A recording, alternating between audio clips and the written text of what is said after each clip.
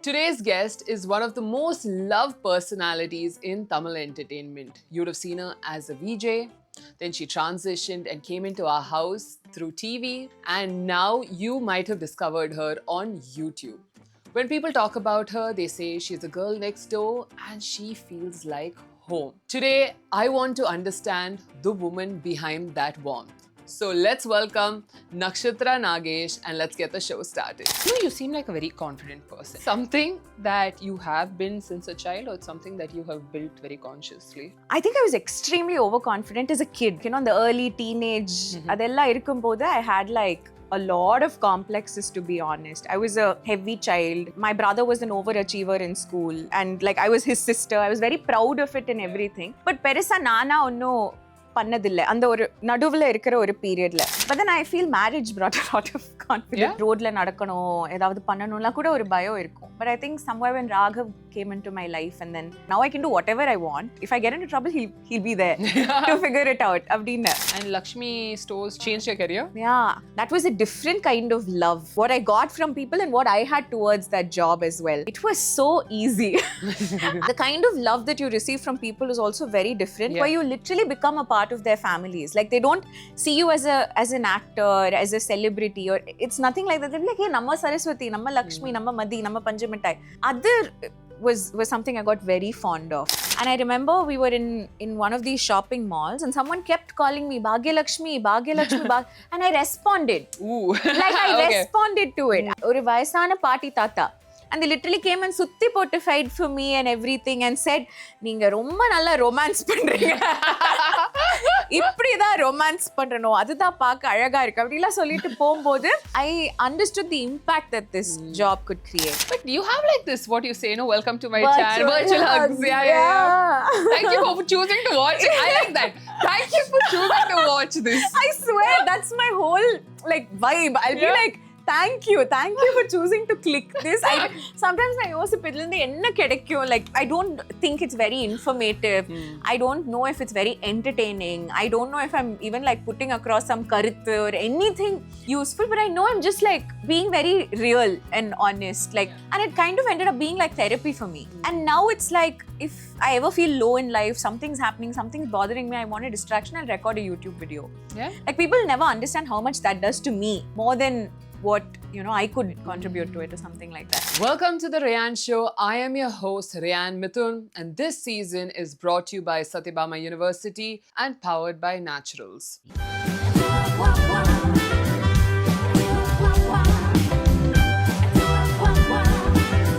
Welcome to the show. Thank you so much for being here. Thank you. It's my pleasure. Like I was telling you before, I watch your YouTube.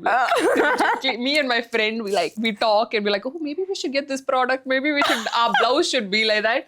So I feel like I already know you. No, likewise. I follow you on YouTube as well. I feel like I know your children, and of course, it's such an honor. Like I got so excited when Nirosha mom called and she's like, "Em ponnu oru podcast pandra." I was like, "Urike theriyum, enakku theriyum." I watch every single one of the episodes, and then because I didn't know how to reach you, and I was like, Nitha is the best person, and I was like, Nitha, do you know her? She's like, oh, I know her. So I was like, okay, can you please introduce me to her? And she's like, yeah, what are you pannira? So I want to start in the beginning. I always believe that we are shaped long before we are known to the world, and I've heard you say that you had this very ideal childhood. Yes. What do you think made it so special? I don't think I realized how perfect it was when I was younger. Okay. Valandadukku appuram when I kind of like heard stories from other people, did I realize that actually enoda childhood la I didn't have any problems per se, like be it financially, emotionally, or anything like that. My parents kept me very content. Okay. Like whenever I needed them, though my dad was working in Dubai and my mother was managing everything on her own here, I had an elder brother who stepped up and became like a father figure to me. Ellame. So I felt like in every way I was very well taken care of, and they valued my emotions a lot. And nothing was like, oh, nee oru ponnu adanal nee ipdi irukano, illa nee oru kolande adanal nee ipdi irukano appadila. I remember my family's financial statuses, the loans, the EMIs, everything that we had. My mother would sit across the dining table and speak to us. Okay. And even when she made like a family budget and things like that, I remember, Nakshu, unak ethana dabba pencil veno? okay, 2 dabba pencil. Appo adukku 20 ரூபாய் வைக்கணும். And then in the end of it, if she's like, oh, ivlo shortage வருதுன்னா, we'll be like, oh, 2 dabba pencil வேண்டாம், 1 dabba pencil போதும் per month. And I feel like it's those tiny experiences that really helped me. I was very pampered, very protected. I don't know, idella I really feel like when I was little also I thought ellarku ipdidane irukonu. But when you grow up and realize that's not the case, like you'd be like, I hope this is what everyone gets. But in a way, life was very kind to me when I was a kid. I love that, because when you say that, you've also mentioned that you were not a spoiled child. Not at all, yeah. But there's a very fine line, you know, when you, as parents, we always want to protect our children, but we also want to overgive them something that we have never had as children. How do you think they struck that balance with you and your brother? I think it's because they were very honest with us. Like they didn't try to, create this magical world around us. Though they were very good providers, we were also very well aware of what their capacity was. Okay. And they never really hid that from us. They didn't want to seem like they were like genies or something like that. Ketadella kudupo apriyalla kediyadu. Sometimes we would want things and they will very well tell us that we can't afford it right now or something like that. And also I think enga amma vandu இந்த responsibilities-லாம் ரொம்ப சீக்கிரமே கத்து கொடுத்தாங்க. Like in school, both my brother and I were quite notorious. Like we were not very, very good children, like finger on the lips. அப்படியெல்லாம் கிடையாது. Teacher கிட்ட எல்லாம் பேசுவோம், எல்லாம் பண்ணுவோம். We used to like, have our own gang of friends. We would always, every PTA meeting, I remember, go to my brother's class, everything is good. He's so talkative. Go to my class, everything is good. She's so talkative. So இதெல்லாம் இருக்கு. But I remember my mother telling me, நீ என்ன வேணா பண்ணா நான் படிச்சிடு. Like as long as your marks are good, nobody can do anything. So I felt like she gave me these cheat codes in life as well. So adanale at the end of the day, I could be everything. She'll support me if I want to go for dance, bunk school, go for a movie. My mother would send the driver and she'll say, "Nee badrama poitu va, I'll send you a change of dress so people don't see you in your school uniform." I remember all of these things. But at the end of the day, she never told me it was okay to not study. It was okay to not fulfill your responsibilities. So I think that's where she got that balance. You know, I like that you said that about the education, because my mom would always say that to me. She says, in life they can take anything away from you but except your education, so make sure you finish it. Amma. So yeah, what do you think are the values your parents passed on to you since you were a little girl? I think it was to value everything. I feel like adudha, like ipo inga idu irukilla, like I like there's like a cup and saucer next to me. You've given it to me for the time being. I know I'm going to leave it back here and then go home. But for now that it's mine, right, I'll have to protect it. Like even if I sit here, I do something and then that cup and saucer moves a little, my attention would go to it and I'd be like, I need to take care of it. Apdi. This happens with other people around me, my friends, or my belongings and my dreams, my goals. Idellame romba value pananum appadintu. And I remember from when I was very young, something that I really noticed about my parents is how grateful they are. Like enga amma appaku yaravadhu edavadhu onnu kuttiya pannalum enga amma appa sollitte irpanga. Like there'll be this bunch of uncles and aunties who've done something, played a role in their life. Every time they would come home for lunch or dinner, my parents would be like, this is what they did to us. We should always be grateful to them. Always remember that. Ippa people say in the manifesting, gratitude, idella now they're popular concepts. But I think from when we were very little, we were kind of like taught these things. Now that you ask me, I'm actually thinking about it and answering. But I think it was to value everything and everyone around us, to be very, very grateful. And I don't know, the exact opposite of manifesting is what my mom always taught us. It was not to like go pray, ask for what you want, but it was more like accept whatever comes and then do your best with whatever comes. I remember in the industry ku varumbodhu kuda, நான் உள்ள வரும்போது it was all very, very easy for me. N friend போக வேண்டிய ஆடிஷனுக்கு நான் போனேன், நான் select ஆயிட்டேன். அதுக்கப்புறம் continuously whatever I went and audition for, I kept getting selected and everything was handed to me on like a silver platter. It was all so easy. My first payment was really big at that point of time compared to my colleagues and everything. எல்லாமே கிடைச்சது. Then came a plateau where I felt like I wasn't getting a lot of work or something like that. And I remember my mother coming and telling me that இந்த அரிசில உன் பேர் இருந்ததுன்னா it will come to you. And I feel like after that, I realized that more than seeking for something, I was very content with what I got. And அது இப்ப வரைக்கும் இருக்கு. So beyond and the manifesting, அதெல்லாம் I'm very, very happy with what I get. I feel like that's But nice. I also feel like things come to you when they are ready. Like when it's not meant to come, no, there'll be some tadangal, there'll be something that'll happen and it'll be like, it won't come. Until you're ready, that same thing will come back. When it feels like, okay, it's the right time for her, no? Yeah, I guess. What do you think are the personality traits you got from your parents? I'm very loud like my mother. Have you met my family? Like, we're all loud. We are all like swallowed mics. But I can't be like I can't even do it. I remember at one point in time I was losing my voice. I went to the doctor and she said, just try to speak softly. And I swear I tried. Like, this is the softest I can go. Idhukku mele secret solnuna kuda, even if I whisper, I feel like the decibel is very high. I'm very loud like my mother. I'm very I think there's a little bit of generosity. I don't think I'm as generous as my parents, but to be generous, to be kind, I think I got that from them. The same in the gratitude, and then be content with what you have. Adile irukkulla or kutti santosham. Like, you know you have this today and you're very happy because you have it. All of these are probably the traits that I have got.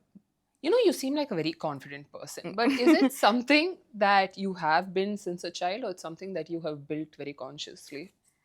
I think I was extremely overconfident as a kid, like very young, maybe up until I was 10 years old or something like that. And then I remember like you know, the early teenage, adella irukkumbodhu, I had like a lot of complexes, to be honest. I was a heavy child, and my brother was an overachiever in school, and like I was his sister. I was very proud of it and everything.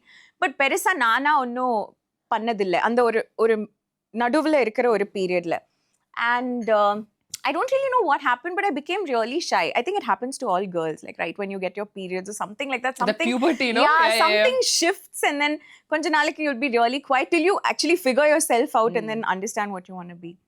And then after that, I got a little confident, I guess. I mean, but then I feel marriage brought a lot of confidence in me, to be honest. Like, even before I got married, my brother used to study in a different city. My dad was working in Dubai. So now it was only my mom and I in Chennai, and we had to figure everything out ourselves. And we were obviously very, very scared. We were like, it was just the two of us. So adnala road la nadakano, edavadhu pannanumla kuda oru bayo irukum. But I think somewhere when Raghav came into my life, and then he's brought a lot of stability and a lot of confidence, where I'm like, now I can do whatever I want. If I get into trouble, he'll be there to figure it out. So maybe, now I'm a little confident because of him as well. But that's very true, no?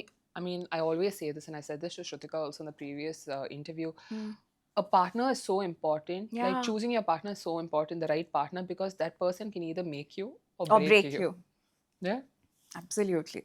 And I think he's boosted like you as a person completely. Yeah, in fact, I was talking to my cousin the other day, and I was like just talking to her about random things. Like, she's known me all my life, right? So then, you know, she's like, you know what? I can actually divide your life into Raghavukku mun, Raghavukku pin.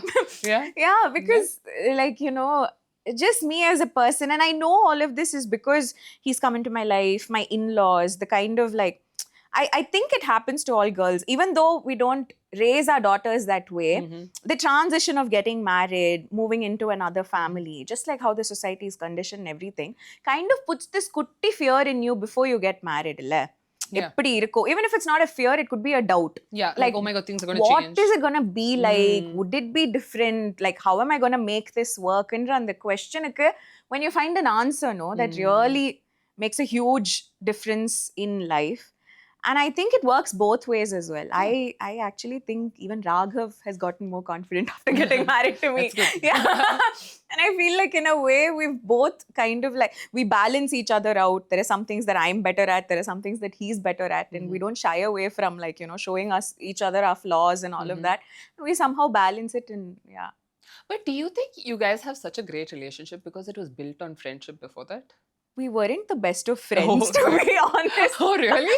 Like, we knew of each other. And I actually think the best advantage that we have is we went to the same school. Okay. And he's 1 year my senior. Okay. So if Raghav talks to me about his childhood or anything like that, I know all the other characters involved. Okay. Like, I don't have to guess, like, who would this be and the madri. And that makes things very interesting for us. In school, actually, I was better friends with his best friends and like other people in his circle. I always had a crush on him. Okay. So like, I used to always look at him like he's not even human. Andha madri. Like, oh, you're Raghav kitta eppadi poi pesradhu andha madri. So friendship in a perisa irundhathu kediyadhu. But we took a lot of time, and we kind of like watched each other grow up, right? Like, I've known him all my life. I can't even trace back to the day that I would have seen him first. For as long as I can remember, we were in the same school. He was my immediate senior, and I knew some people from his friends' gang. I've always known. But 10th standard, Linda, I've had a crush on this boy. And then we kind of actively started dating only much later. When I got a job, he got a job, and when we were actually adults, what we thought we were like, you know, appave adult abdin nenichittu.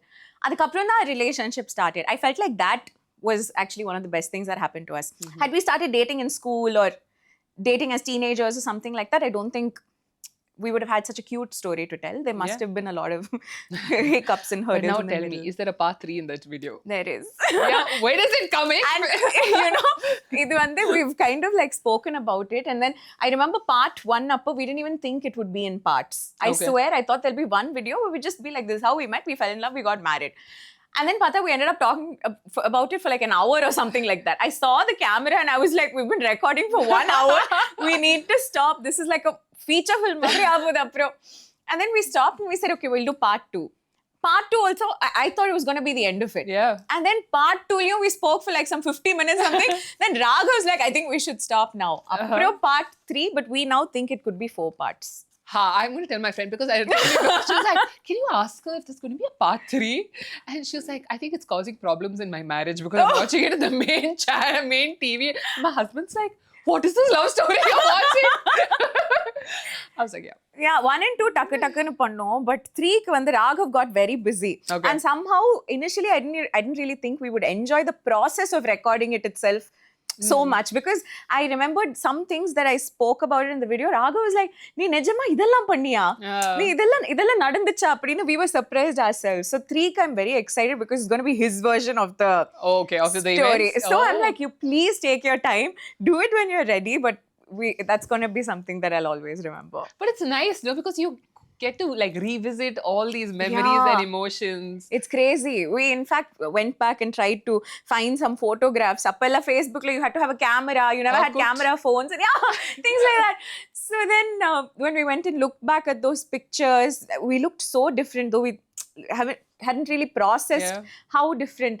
Adella paatittu when we kind of like go back to, and see those chats and messages and everything, it's all so nice to revisit them. But when you look back at school pictures, no, you're like, oh my God, I look like that. Because at that point you would have thought you looked the most beautiful, the most handsome. When you look at it now, you're like, ooh, what was that? I saw my school picture recently and I was like, what is this mustache that I've had? And I'm like, I was telling my mother, I said, you could have done something about it.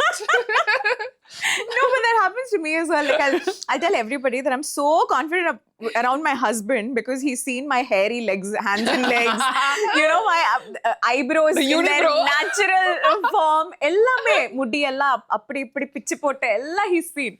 So yeah, it's nice, but I thought it was so cute. I liked how there were no lines on that face. I was like, wow, that was some very firm skin. Yeah. I was like, wow, there's a lot of hair on my face. And I'm like, wow. But anyway, after so many years, what does Raghav still surprise you with? Like you're like, oh, I didn't know this existed. Like a part of him. I think Raghav, he's just like one of those really, really nice guys. Like anybody I introduced to Raghav, like from then to now, anytime, they spend like 5-10 minutes with him and everything. And then if he exits the room, they'll be like, oh, you're so lucky. Such a nice guy. And I feel like till day, he kind of like, you know, has that effect on people. But on me, for me, it's how chill he is.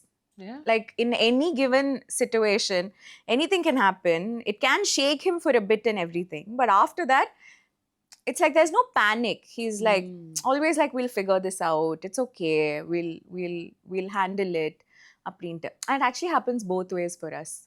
It's like our panic pani mudichadukku appuram na panic panna arambippa. So I'll take turns. Yeah, so till then I'll be like, you calm down, Raghav. Then I'll be like, Raghav, you calm down, Raghav. Raghav, calm down. Like, Nakshathra, I've calmed. You calm, Nakshathra. But I think it's how much he shows up. Even and he's now. solid that way. Yeah. Like if I need him, like he's there. Like I don't even get these jokes or, you know, these reels where you see husbands not showing up or like partners not showing up for each other. Like he'll always show up for me. You know, every one of these things that I'm saying about him, secretly in my head, I'm like, yeah, Nakshu, you also do this, no? Good girl. Like I also, I'm like, I'll be like, Amma, nanu idella pannuvella. I also show up for him. You're making me think a lot about things I've never thought about in my good, life. no? Interesting. What does he bring out in you that nobody else brings out? No, you cannot say I also bring that out in him. No. You got to always say it for yourself. I will message him and ask him, what does the Dakshu bring out in you? You know, actually, ever since I was little, right? Like, you know, you'll watch these movie scenes where அவங்களுக்கு வந்து like they'll behave a certain way, but they'll have a completely different imagination in their head of what they would do.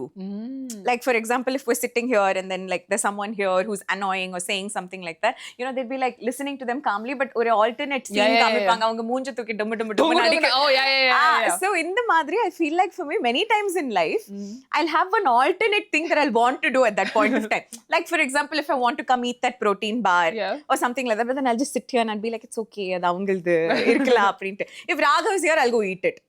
Like, he makes that alternate version happen, and I'm very confident to be that around him. I think I've given you very wrong examples, but that's okay. That's not a great bar though. Like, I remember, like, the day I actually told him I loved him or something like that was when we went to the beach. It was actually part 3 content, by the way. I think by the time this comes, part 3 will come out, hopefully. So I remember, like, I used to always go to Besant Nagar beach. That's where I went for tuition and my dance class and everything was around that area. So on Besant Nagar beach, I'll have these kids, like a couple of them, who will sell coloring books. They used to become my friends. So they used to come to me. It was like a ritual. Whenever I go there, they'll know my car. We'll go there, buy them ice cream, spring potato and things like that. And we'll have fun with them. And அவங்க வந்து they'll keep asking me, கார்ல ஒரு round கூட்டிட்டு போவீங்களா, கார்ல ஒரு round கூட்டிட்டு போவீங்களா. And I remember அப்பவே ஏதோ ஒரு ஆட்டோ டியூன் பண்ணி வச்சிருப்பாங்கல்ல, I can be here, I can buy them spring potato and everything, but அவங்கள கார்ல ஏத்தணும்னா எனக்கு ஒரு பயம் இருக்கும். I know they are children and everything, but I was like, oh my god, my safety. There'll be something in my head that'll stop me from doing it, but every time I'll just give them like some excuse saying petrol illa, adu illa, idu illa. And I remember I went to the beach once with Raghav, and I was like, Raghav, can we take them on like a round in the car apprinte? And he just said okay, and I was like, I couldn't have done this with anyone else. Like, if I told anyone else, they probably wouldn't have thought it meant a lot to me, but Raghav knew what it meant to me. And on the madri, I do a lot of these things. Like, I'll find some mess that I want to go to, or do some random things. So he like goes with your plan without any judgment and without questioning it. Yeah, long story short, yes. I love that. How has your relationship evolved over the years?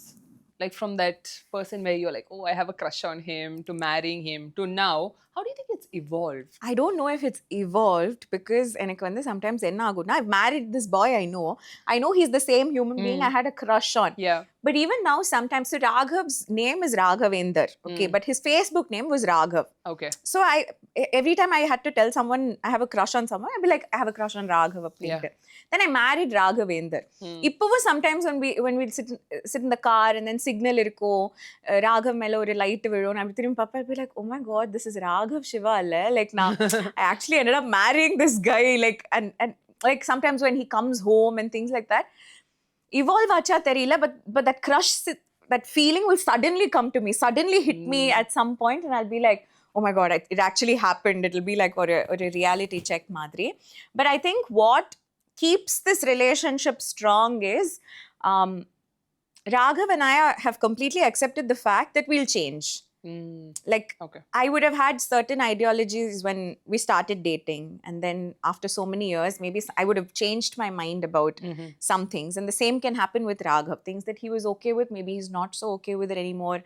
Or what he was not okay with, maybe he's okay with it now. But we really like to have a conversation about it, understand each other. We're very okay with differences of opinion. We don't require each other to agree with the other person every single time. We're very okay with not agreeing with each other, but just trying to find a middle ground. And yeah. So communication is the most important, you would say? Yeah, but also being okay with the fact that it's going to continue evolving. Yeah. Like, we'll not hold something, be like, nee anniki ipdi sonna illa, ipdi da irpa sonna illa. It's not like that. Like, open to change. Yeah, very much. But you guys both have very busy lives, but I'm seeing on YouTube, like, you do these surprise dates and all, no? How do you make time for each other when life gets so busy? We schedule it. We'll be like, Paathu romba naal aachilla, vaayenge vella pola. I swear, it'll be like, there'll be this random day. If I've been shooting for many days, something like that, Raghav will be like, let's go out for dinner tonight or something like that. We'll schedule it. Something that we do is we do not work on special days. Like, be it his birthday, my birthday, our anniversary, we'll definitely not go to work. Like, we make it a point to not go. And then we try to travel as much as we can, because I feel like that makes a huge difference. Yeah. Like, being in a completely different place, just the two of you, especially out of country, you just tell them your phone's on flight mode, roaming is not activated yet, something like that. Get that time off. I feel like we have the best conversations on airplanes. Yeah. Because we have nothing better to do than to talk to each other and the madri. So, adella. But I think traveling is one way that we really try to schedule it and make time for each other. And we know we're each other's priority. Like, we don't take this marriage for granted. Like, oh, we're married, so this is it. Like, the deal is done. We know that to make a relationship work, like, he has to put in effort, I have to put in effort. Now, ஒரு சீரியல்கே 12 மணி நேரம் வேலை பார்க்குறேன்னா, என்னோட வாழ்க்கைக்கு, என்னோட மேரேஜ்க்கு ஒரு நாளைக்கு 1 மணி நேரம், I will put in that effort and try to wake up and be like, okay, like, he's gone to the gym now, I'll try to see what can I do, maybe fill a bucket of water for him or something like that, kuti kutiya, just to keep it going. And then I feel like andha madri we really schedule time together. Yeah, a lot of people think that these dates and all just automatically happen. They No, don't it realize doesn't. It's like, it has to be scheduled. Yeah, everything has to be scheduled. That too, after kids, you have to schedule. Excuse me, can I speak to you at 2 o'clock? Yeah, absolutely. Everything. You know, you say that we don't take the marriage for granted. You know, you say it very like, it's a very obvious thing. But you know, that's the most unobvious thing to a lot of people. Yeah. Because they're like, okay, kalyana panna. Oh. After kids, even worse. I know. They're like, that's it. You know, but that's something we even told each other. I remember Minari, I used to keep saying it. Now I don't say it. But I'll be like, at one point, you just walk into this house and you think, like, you know, Nakshatra as a wife is just not working out or something like that. You're very welcome to, like, exit this. Like, because I don't want him to be with me even for a day when he doesn't feel like I'm adding value to his life or adding something positive to his life. And the same works for me as well. Like, I want to be excited. Like, every day when Raghav comes home for lunch, I'm excited. Like, I'm really excited to meet this human. I'm really excited to see him. And not just because I've had a crush on him and I like him and I love him and things like that, but because I know if he's around, it's more fun. Like, he'll do something to make it more fun. And அது எப்பவும் இருக்கணும். Like, I feel like அது இப்போ சரி 10 years down the lane, 15 years down the lane, 20 years down the lane. And at some point, if we get too used to it and then we stop doing it for each other, I don't think we will force each other to be with each other or something like that. Marriage was just easy. Yeah. Like, நான் கல்யாணம் பண்ணிக்கிட்டதே because living in together and all is a tough concept to explain to people. You know, my grandmother said that to me. Really? I mean, I never expected her to say that. And she said that to me. And I was like, and she said it when I was giving my wedding card. I was like, konjam late. Konjam late. You know, எனக்கு இப்போ இருக்கிற அறிவு ஒரு 5 வருஷம் முன்னாடி இருந்ததுனா கூட I don't think I would have, like, gotten married like that. I would have just, like, probably registered and it. Yeah, appa I was in, like, this fairy tale dreamland. I wanted a big wedding. Abdinla solli we went with everything. But at the end of the day, that actually didn't matter. Only living with this boy mattered. So that's the best part. That is, no? So I want to talk a little bit about your career, because it was a very unconventional way that you came in, and you did hotel management. Yeah. How did you choose hotel management and why? I remember, like, I went to, actually, this is so interesting because recently I had a conversation with someone else about it. I remember I went to some gourmet supermarket as a kid, okay? Okay. And I found this in the Betty Crocker icing. Ooh, when it first come up? Yeah, and Betty Crocker ready to make cake. Like, you just had to add, like, eggs and oil or something like that. You could bake it. And I got that. And then I baked a cake. And my father used to work in Dubai. So this I baked in my own house, put it in the microwave. It was so hard, but made it look beautiful with the icing and everything. Just, like, kind of used a spoon and did whatever drama. Sent a photo to my father, who now thought that his daughter was such a prodigy. And Thought you like the chef. She's like such a baker. Let me get her a proper oven. And then my father bought me an oven. And I remember, and the oven vandadume, I became like, I don't know, I was unstoppable. I was like, I'm Monica Geller. I'm going to do everything. I started looking for recipes online and then like, you know, again, going to all of these supermarkets. And after the oven came home, I didn't go for the ready to make cakes, and I went and bought maida, baking soda, and all of that, and made whatever I could. And I remember I started selling it around my area. Okay. Chumma enga amma oda friends from my amma's phone, I'll message saying, today I've baked red velvet cake. Do you all want? Please let me know. I'll come and deliver the orders around 4 p.m. and things like that. And I did something and I made some 3,000 rupees, something profit and all in that by selling those cakes. Then I said, oh my God, I'm going to start a bakery. Like when I become big, I remember Cupcake Company in Alvarpetla. There was this small little thing, okay? And I remember when you enter that place, on the left side, they used to have this clear acrylic, like, you know, wall mounted thing, which used to have paper cuttings, newspaper cuttings of that lady who had actually started Cupcake Company, and how she started her journey and how she did it and everything. And Cupcake Company was my dream. I wanted to open something like Cupcake Company. Then I decided to study hotel management because we didn't have a great culinary arts course in Chennai. Okay. And my mother refused to send me anywhere, like as soon as I graduated from school. So I said, okay, let me start off with hotel management.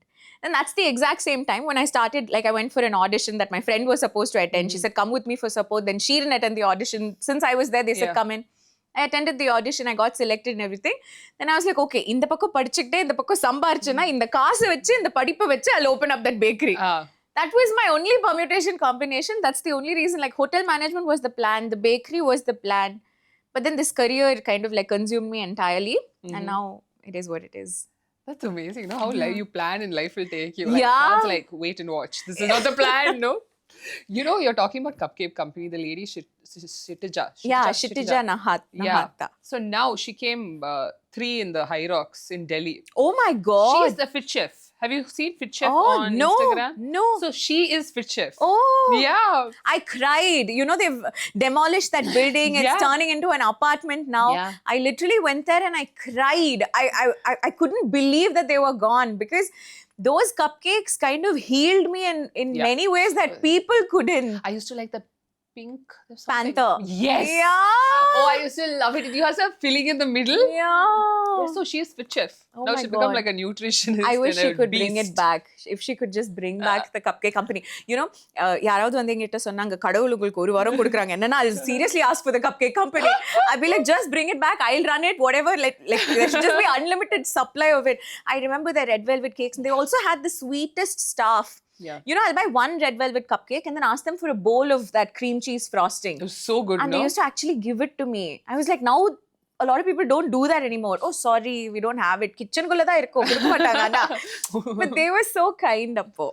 Yeah, it was a lovely place. I mean, it was also one of the first like bakeries which only did like cakes and cupcakes. Yeah, and of that quality, right? You'd be like, idella imported cakes. Like, how does it taste so good? And then I remember they had this crepe. Like next to it. Yeah. And there was like this spinach and caramelized onions and feta crepe. I used to love that a lot. Then they converted into an Indian cafe. After that, I stopped going. Yeah, I loved their masala chai, everything. And then, but it was just that experience, you know. It'll be an independent house, a kutti lawn, and then Cupcake Company. Yeah, like one kutti in the corner. Yeah. So, what was your first job in front of the camera? You were a VJ, no? You started off as a VJ. Yeah. How was that? How was the first experience, like first time in front of the camera? Actually, the very first time I stepped in front of the camera was for a school senior of mine. Okay. He's ended up taking up visual communication as his bachelor degree. And as a part of the curriculum, you'll have to shoot a short film. Yeah. So since I used to be in my school's theatre group, Chettinad Players and everything, and he knew I could act, and of course he didn't have to pay me anything, happily took me up for the job. It was such a challenging role, like compared to anything that I had done in school drama and all. So then I enjoyed being in front of the camera. I love the concept of coming back and seeing myself. Like, you like to see the monitor? Yeah, I was like, it's not a mirror. Appa monitor la kadiyadu. And the camera la oru view file oru kuttiya irukkulla. Adudha. And then, but I liked that concept of like, I could do the work here and then come back and see it here. Yeah. Up until then, I was only on stage, right? Yeah. So no matter what I perform, I couldn't see myself. Like the audience will see the live performance happening. Adukapra edavadu oru video edutha, photo edutha, I could see myself. But just the concept of, oh, I could act and then I can watch the whole thing again. Like that's what fascinated me about cinema or serials or something like that. And then my first job was actually in this movie called Setai, where I did one kutti song and like one scene. And I was so small. I was in school appo. And I remember I took up commerce, okay? And me too. Yeah. And I was so good at all other subjects except the easiest one, which was business studies. Which is like planning, executing. I couldn't do it. And the theoretical or a subject one was so complicated for me. And I remember we had one of these mock tests or something, okay, which I didn't prepare for. I was the cultural secretary also. I was bunking classes and everything. I didn't prepare for. I told you, right, how my mom is. She's like, enna vena pannu, but padichide. And the business studies paper, I knew nothing. And my teacher really wanted to teach me a lesson. He flunked me in that paper. It was my only paper that I've ever flunked in my life was that mock test. And correctly, அது பண்ணி முடிக்கும் போது I got a call saying, சினிமால ஒரு role இருக்கு வரீங்களா? அன்னைக்கு I was like, படிப்பு வராது போல இருக்கு, ஃபெயில் எல்லாம் ஆயிட்டேன், இனிமே படிச்சு வாழ்க்கையில முன்னேற முடியும், it's not going to happen, I better choose some alternate career. And I remember right before that, they had opened up an Aldo store in EA. I think it was one of the first few Aldo stores to come here or something like that. Ground floor, la? Yeah, and then they had like an orange pair of stilettos, which I really wanted. And I asked my mother and she said she won't buy it for me because I flunked. I was like, இனிமே இவங்களையும் நம்ப முடியாது, நமக்கு தேவையானதெல்லாம் இவங்களும் பண்ண, நானே சம்பாரிச்சு நானே இதை வாங்கிக்க போறேன் அப்படி சொல்லி ரொம்ப பிளேஃபுல்லா அந்த ஒரு ஷூட்டிங் போய் அட்டென்ட் பண்ணிட்டு வந்தேன். And on the shooting போகும்போது it was a UTV production and Dhananjayan sir was at that point of time working for UTV. And I remember it was like some overnight call sheet and I was so not used to this. நான் sleep overலயே தூங்குவேன், night எல்லாம் முழிச்சிருந்து நடிக்கணும்னா I'll just keep dozing off like that. And I remember Dhananjayan sir was so kind. He came up to me and he said, what happened, what would you like to have, tea or coffee? I said, I only drink Horlicks. He's like, who's this child? And I remember that AD who took me and also said, don't wear school uniform and all and come. He knew I was in school. He's like, come like a big girl. I wore one skirt and a top and all and went for that audition. So I thought I'm not supposed to tell people also that I'm a kid or something like that. And then he was like, okay, veru Horlicks poduma. And then I was like, I think I want cake. Like, it was so random. Just in the middle of the night, I was like, I want cake. Appa Swiggy alla also was, middle of the night, you could never get cake in Chennai. Like, until you went to like a star hotel and went to the 24-hour cafe or something. And then from nowhere, they got me cake.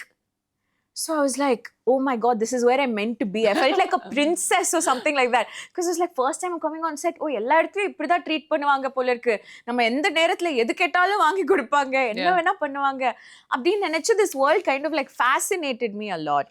And I just accepted one job after the other and then. So what did you like the most about being a VJ? I think dressing up. I like that.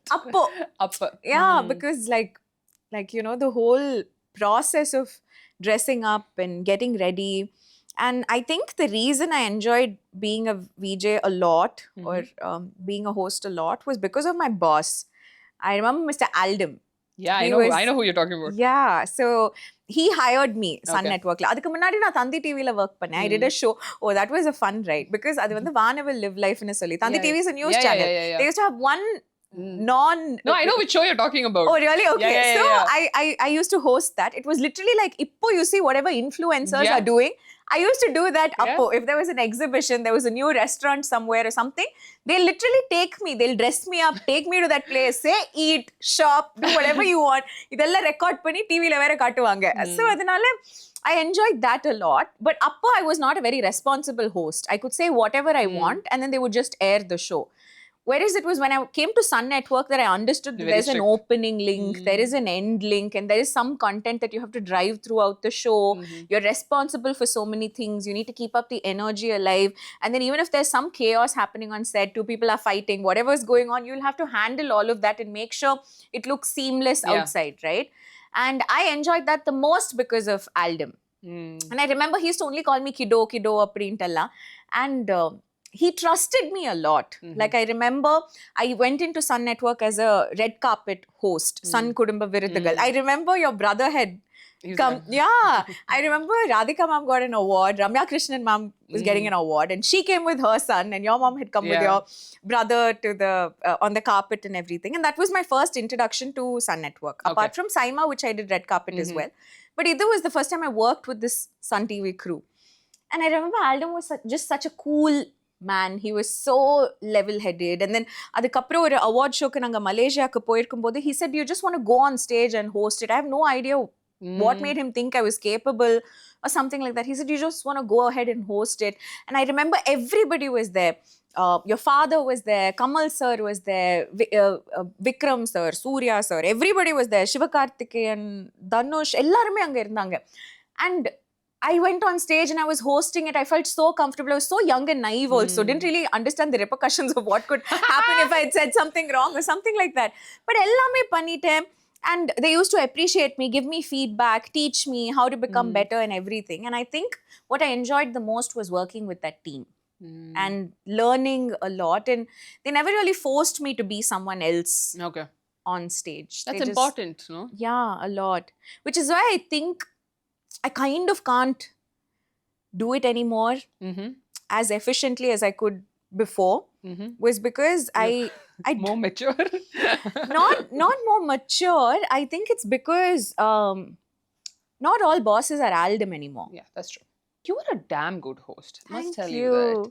But what do you think is one of the most important qualities to have, especially when you're hosting such a big show? I think you have to be very well prepared.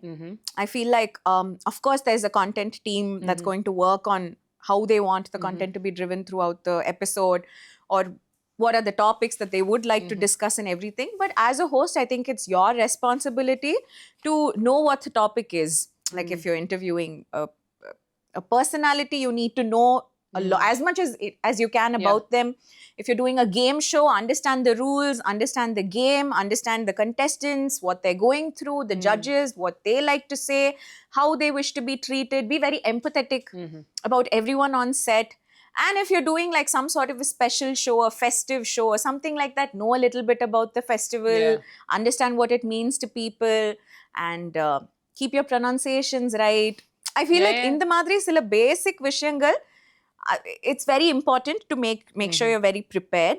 And I feel like you have to present yourself well as well. Like you are coming on TV, people are going to watch you. So do maybe take an effort. I'm not saying step out of your comfort zone and fit into a particular box, but whatever you can do to present yourself well, do that. And I feel like the third and the most important thing is to not lose your individual self. Just because you could see your colleagues or people who used to do the job before you do it a certain way does not mean you have to follow them the exact same way. I feel like everybody can find their own comfort zone or their own USP or something like that, and that will only come up after you do the job for a while, right? That's when you'll realize what works for you. So maybe do that and not give up, and don't think any show is small and there's a show bigger than that. Like just because you've hosted one award show on stage doesn't mean you can't go back to the red carpet. Okay. I feel like whatever job you get, take it happily and do it. That's actually true, you know. Yeah. I want to ask you this because I have severe stage fear. Like severe means like talking one-on-one, I'm okay.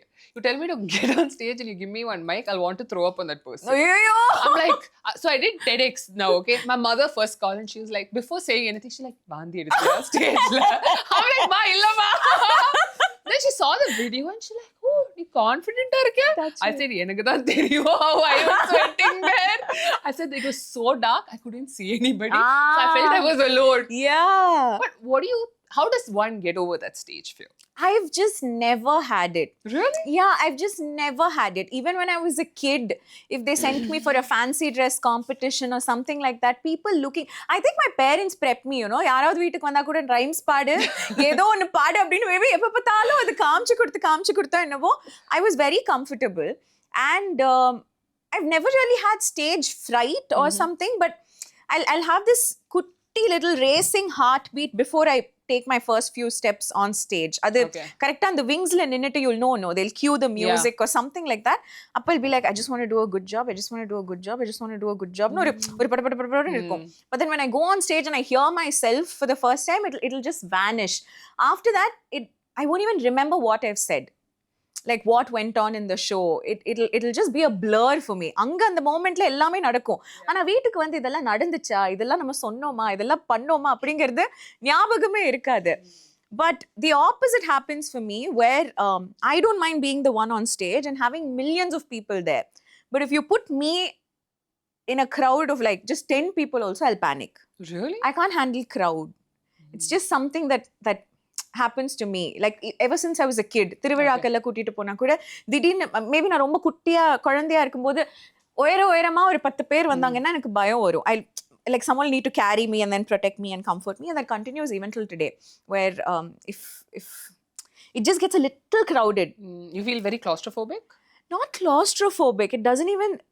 I just don't want to be there anymore. I just want to exit. I don't feel stuck. I know I can walk out and I know I can do something, but I just don't prefer it. Like I'll be the exact opposite of what I am now. I'll be so quiet. I won't say anything. If people ask me something, I'll say, That's what I'll do. Wow. I would have never guessed. Yeah. It's something, sometimes people think I'm very rude. It happens a lot when, like, if I'm just sitting here and then, like, someone comes up to me and talks to me, wants to have a chat with me, I can sit and talk to them for 1 hour. But if I'm going somewhere and then 10 people come and all they want is a photograph, I'll genuinely be dying inside. Like, I know that they aren't here out of any, wrong intentions or anything like that. They're very excited to see me. I'm also so excited to receive the love that they're ready to offer.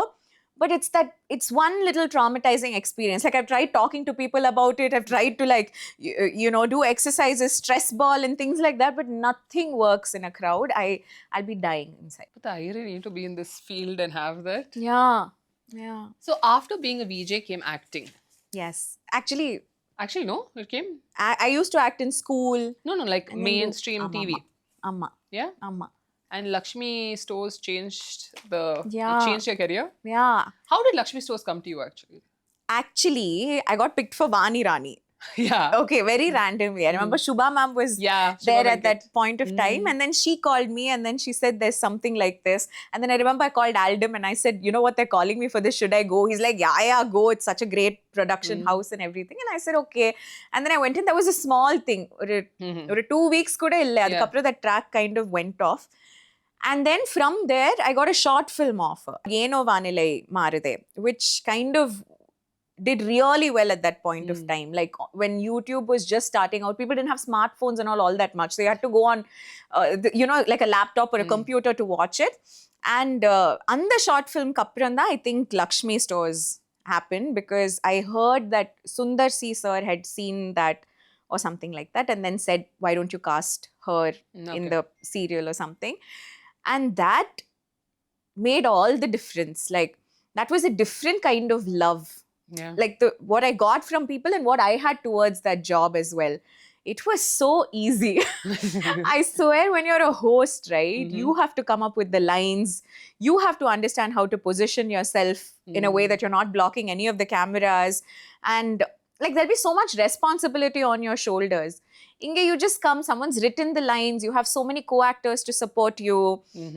I feel like serials, like you kind of like spoon-fed a little bit. And madri. And the kind of love that you receive from people is also very different, where you literally become a part of their families. Like they don't see you as an actor, as a celebrity, or it's nothing like that. They'll be like, hey, Namma Saraswati, Namma Lakshmi, Namma Madhi, Namma Panjamittai. Other was something I got very fond of. And then there was no looking back. I settled in television. That's true. When you say that about television, a lot of people don't understand this. That because you're going into people's house every single night, that they don't see a difference between the character and the person playing it. Yes. They think that person is that character and they accept them as their family member. Yes. When did you realize that this Bhagyalakshmi was changing the course of your career? I mean, I think it was when we went for the Sun Nakshatra Kondatam. Ooh, okay. Okay, and it was before the launch of the serial itself. Okay, like I think the promo had come out or something like that, and then they had taken me. I don't remember which oor. Okay. Oru oorle, and I did this solo performance and everything, and then we had like one kutti brief interaction with people, and until then on that channel, whenever I've been like on TV, it was always me asking questions and like, someone else answering them. This was the first time on that channel I was standing there and someone was asking me those questions, and the entire experience felt very different for me. And I remember idhe madri or once in a month or something like that, they were constantly taking us to different ures. And அதுக்கு முன்னாடி எல்லாம் இப்போ என்ன recognise பண்ணாங்கன்னா it be like நீங்க டிவில வருவீங்கல்ல Sun singer அந்த மாதிரி தான் those terms used to be associated with me. நக்ஷத்ரான்றது கூட பெருசா தெரியுமா அப்படின்னு எனக்கு தெரியாது. But when I became Bhagyalakshmi, there was this one nickname that character will have, Panjamittai. Okay. So I remember people started calling me Panjamittai. I felt like அப்போ உங்களுக்கு என்ன அவ்வளோ தெரிஞ்சிருக்குல்ல, லைக் நான் டிவியில் வருவே தெரியும், நான் சன் சிங்கர் ஹோஸ்ட் பண்ணுவேன் தெரியும், ஸ்பெஷல் ஷோஸ்க்கு வருவே தெரியும். ஆனால் ஒரு பேரை வச்சு என்ன அசோசியேட் பண்ணாங்கன்னா இட் வாஸ் ஒன்லி பஞ்சமிட்டாய். So I realise that this name is probably going to tag along with me for the rest of my life or something like that. And when it actually hit me was when I went to Dubai to visit my father. And I remember we were in one of these shopping malls and someone kept calling me Bhagyalakshmi, and I responded. Ooh. Like I Okay. responded to it. I was like, oh wait, like serial la the character pere theriyo, but Bhagyalakshmi has become so much a part of me. I responded and I turned around, it was this oru vayasana party tata, and they literally came and sutti potified for me and everything and said neenga romba nalla romance pandreenga, இப்படிதான் romance பண்றணும், அதுதான் பார்க்க அழகா இருக்கு அப்படிலாம் சொல்லிட்டு போகும்போது I understood the impact that this job could create, and that continues even till today with Arage as well. Like now when I go out and people say Aragu mati and all, I think that attachment is something that I knew that it was going to follow, and I think it's a very, very big motivating, driving factor to kind of like, even if the work gets really hard and sometimes you're really tired, இது எங்கயாவது நடந்துச்சுன்னா அது ஒரு மாதிரி boost பண்ணும். That's true. Yeah. But what do you think people resonated with Bhagyalakshmi, other than the romance that she was doing perfectly well? What do you think people liked about her? I think at that point in time, she was very young and very responsible of her family. And I feel like it was like pre-COVID and everything, right? Around 2015 or something, around that time. So what I've heard, I remember people telling me, was the fact that at home she'll be really timid and like, she'll listen to the family, edirthu pesama, even if people say things to her, she'll kind of like tolerate everything. But outside she was very bold. And if she had to go get a job, she needed her financial independence, she had to take shoulder the responsibilities of her family and everything. She used to do both. So appa I remember that being something, amma naanglu ungala madri dhaan velila dheiriyama irpom, veetila ellarayum anusarichu povom or something like that. That was, I think, something that they really admired. I remember people telling me this. Yeah. A lot of people don't realize that television, the work hours are really long and television is relentless. Yeah, it's inhuman. Na yosipa eppo human rights activists la ida kandupidichu satyama idu vandu reality show then enna solveenga? Reality show kuda neenga yosingla, it will happen, the shoot day will be once, like ipo oru show edukringena oru vaarathila oru naal da shoot பண்ணுவாங்க. Like for that particular reality show, you take any reality show, if they have to air 2 episodes in a weekend, then they'll shoot it only for 1 day. So 1 day they have like odd working hours. That makes sense, great. Television la, it's the entire schedule. Every day you're on set, like let's say by you have to be ready to shoot. Make up, at 9 a.m. This is like if your production house is going to say 9 a.m. Sometimes if they say 8:30, you have to be ready at 8:30. With hair and makeup. Whatever it is. So you have to get ready. This means you have to wake up, take a shower, do all the things that you need to do, come on set, get your costumes ironed, wear it, do hair, makeup, ellame. So we have to calculate that time as well. Then you work till 9 p.m. Meaning till 9 p.m. the cameras can roll. And you have to do it no matter what. Whether you odanuna 12 மணி நேரம் ஓடணும், உட்காரணும்னா 12 மணி நேரம் உட்காரணும், நிக்கணும்னா 12 மணி நேரமும் நிக்கணும். And after that you have to get unready. Like take off the costume, probably whatever hair and makeup needs, adella பண்ணணும். Then you have to come back home and there is no dinner that gets provided in television. There's only breakfast, lunch and snacks. I always appreciate Radan for that, because I remember na Vani Rani பண்ணும்போது அந்த 6 நாளும் hot சிப்ஸ்ல இருந்து இட்லி வாங்கி கொடுப்பாங்க. And I was like, இதுதானே dinner, இதுக்கு மேல என்ன வேணும் அப்படி இருந்தது. But they don't do it everywhere. But this is also not like இவங்க நல்ல production house, அது நல்ல production house கிடையாது. But it's like that's the format of television. This is like basic. And forget about us also, okay? Like as artists, we have a privilege. We can like probably order something, eat it, do whatever we want. We have an AC room where we can go sit inside for a while, rest and everything. But think about the crew. The crew does this day in and day out, meaning like lightman, camera assistant, avanga ellarume they're here much ahead of us. The art department and all starts working at like 8 a.m. itself.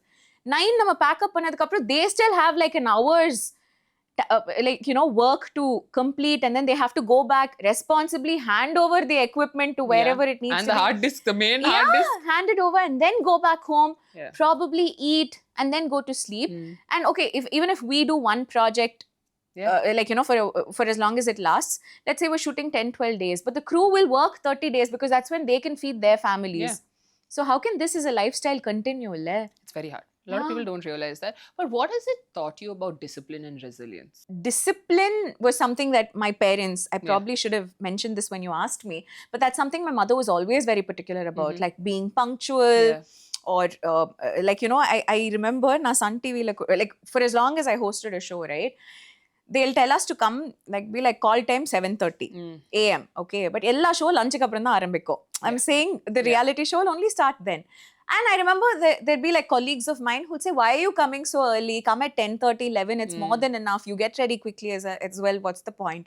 But my mother was always like, no. They've sent you a message saying 7:30. Go there at 7:30. Go there and fall asleep. Do whatever you want. Yeah, get ready later. But if they expect you to be there, they've hired you for a job. If they are saying this is what the job requires, you cannot be the one dictating, saying no, this is what the job needs. What you require, I don't care about. But idu panna podundra attitude enikku varakudadu appadinte. So it continued, I guess, for anchoring a lot and everything. And even today, I remember, like if I have to go for Arage and everything, every day if they say 9 o'clock first shot, I have to be ready by 9. Like by 8:45, I'll be sitting there waiting for them to call me or send me the scene paper or something like that. And I'm really happy about that discipline, because now it's been more than a decade since I started acting in television and everything, and I'm still so scared. Like of disappointing someone, like be it my director, the crew is waiting for me, like somehow I've not done my job enough, like they're not satisfied with me or something like that. Or kutti bayam irukku. Confidence is very different, but I feel like that's one a sort of a discipline that I would never want to lose, where I have a little fear of like disappointing the people who have counted on me, have put faith in me, and have put money in believing what I could do on the madri. I think in terms of television, the hardest thing to do today is probably not getting involved with numbers. It's so hard. Like if you want to know the TRP of a particular show, Thursday. And it's online, it's everywhere. I remember when we did Lakshmi Stores as well, right?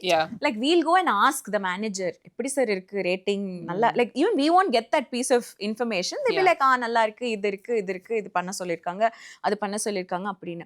But now everybody has access to information, right? And I feel like it's become like movies and reviews, where on the first day, first show poi paathitte, if someone says padam nalla illa appadina, it kind of dictates the future of that business itself. Adhe madri da serial, I feel sometimes people tend to get a little carried away by TRP rating and be like, idu nalla irukku, adu nalla irukku. But maybe content it could be different. Maybe your tastes and preferences could be different from what people like as well. So and or vishyo, I feel like it's getting a little hard to because Thursday, TRP will come. Thursday. Now tell me, do you like shooting food? Do I like shooting food? Shooting food? Food. Like content food? Oh, why not? I love the shooting food. And I love eating. No, but shooting food is one different food. I love shooting food. Yeah. The variety that will come, the carrier itself, and the UTV is something that really, like, my first ever day on set, something that really fascinated me was carriers. That big carrier. Rendu carrier, one on the hot pack carrier, one on the steel carrier. Rendu vandu adu open panna vechu adu paakkradhu ellame was, it was really good. But again, adilume like you have to luck out only with the shooting sapad. Amma, the variety is always great, but whether the quality would be great or not is something that அந்த நாளைக்கு அந்த carrier open பண்ணி என்ன வருது mood. ஆமா, you can predict. அவர் கோவா காரம் அள்ளி போட்டிருக்காரு ஏதோ ஒண்ணு. So in the middle of all this, you took a 2-year break. Yeah. Were you scared when you took that break? No, I was Why did you very take that break? eager to take that break. So, Tamirum Saraswatyam was the last serial I did before taking that break. And after I got engaged, I started shooting for the show. And during that show, I got married. And then I moved to my husband's home as well. And I think adukku munnadi shooting was very easy for me because my mother used to accompany me everywhere. Okay. And my mother would know continuity costumes and like she'll do all the work. Okay. All I had to do was act. Okay. Like everything she would do for me. But then when I came into this home, I had to do all of it for myself. And that got a little, it was a little difficult for me in the middle to kind of like do it all on my own. And secondly, I felt like I was missing a lot of, like all my Tala festivals were all kind of compromised because I had to shoot. I'll get a holiday only on that particular day. I couldn't do anything that, like, you know, I would have imagined. If a serial la pongal varduna kuda na nariya kondadi irpen. Enga veetu pongal la I'll be so tired and dead and I'll be like shooting la oru naal da leave vandirukku. Andha madri irundadnala I kept telling myself once Tamirum Saraswatyam ends, I'll take a break to actually experience the whole being newly married phase. I didn't want that to be something that I just, like, you know, go past and then 10 years later be like, how was it to be newly married? Like, what did it feel like? But even then, I think I took a break only after 3.5 years or something that show went on. So for which 2.5 years I was married. Only after that I took a break. And I remember I went through an entire calendar year of festivals and birthdays and everything with my family. And I was so happy. I was like 24/7 Raghav's wife. And it was the best year of my life. Yeah. It's my 10th anniversary this year. Oh, congratulations. Okay? Thanks. I have not celebrated one anniversary or any festival with my husband. What are you saying? Because we got married end of August and that is when the cricket calendar starts. Oh God. Even nothing Tala. Only I was there. And we have never celebrated anything together. Oh my God. Yeah. That's so interesting. So you still have something to look forward to. No, I'm okay now. Who knows? It could be the 11th year. Could be, no? I was telling my husband, I think we should do something for our 10th anniversary. Be like it's the Tala Diwali of this decade. This decade, correct. Yeah, that's true though. Yeah. You know, in television, I've noticed this. You are okay with reinvention. Like I've seen how you went into digital. But a lot of people, when they see their careers are changing a little bit, they get a little flustered. They don't know what to do. Really? I feel like, yeah, they've not thought about a plan B, C. What do you think about that? I don't know about a plan B, plan C, but I've always wanted to be a YouTuber. Yeah. Like, I swear, from when I was little, because I feel like more than schools and colleges have taught me, I learned a lot from YouTube. Like, every bit of makeup that I know, how I know, like, if I know how to curl my hair, I've learned all of this only through YouTube videos. And I really, like, if you ask me what is my most favorite choice of entertainment, I would say YouTube. I love long format videos. I love watching these videos. So for me, in my head, I always wanted to be a YouTuber. Like I would always be like, I'll have a channel of my own, but I had no belief that anybody would want to watch me. Because I know the kind of content is just me talking. I never really thought there'll be like a group of people who'll actually spend their time listening to me or something. Listen, you're nearly 1 million. Yeah, okay? it's crazy. It's unbelievable. Like even serial la nadikiren indha madri ஏதோ ஒன்று நான் உருப்படியாக வேலை பண்ணியிருக்கேன் ஏதோ ஒன்று பண்ணியிருக்கேன் அப்படி சொன்னா கூட I'm able to like believe it. Someone says YouTube, I get like really embarrassed and very shy and overwhelmed because I'll be like, oh my God, but it's just me. I can't believe like வெறும் எனக்காக இதெல்லாம் நடக்குது அப்படின்ட்டு. But I always wanted to become a YouTuber. And I remember COVID, when everybody was just really bored and scared. Like I was so scared. I remember and the news open banale Italy dead bodies the first ever lockdown, right? When it was actually not so severe over here in India at that point in time also. It was very scary.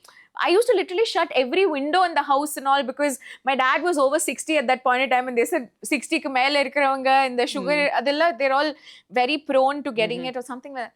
And I remember I needed something to kind of keep me sane. Okay. And I said, okay, let me make one video. I remember my first video was how to stitch a cloth mask. And I like how you went with theme. Yeah. So I spent an entire day learning how to do it. Okay. Mastered 2 to 3 prototypes. And then I spent an entire night shooting for this. Okay. I had no equipment. Like, I didn't have anything except my phone. I didn't have a selfie stick. I didn't have a tripod. I didn't have anything. I piled up like a couple of books. And I remember once when Priyanka Chopra went live, she kind of switched the camera. And then it turned around, you could see like a pile of books that her phone was leaning on. And I remember it became a thing like, oh my God, does she not have a tripod? Like such a big star and everything. I was like, I know what she's feeling. Because now, first video ella eduthen. Edavadhu or angle la vekkanona inga uppu dabba adella inga adiki vechu particular angle. Yeah. So ஒரு incline லலாம் வெச்சு shoot அதெல்லாம் பண்ணுவேன்.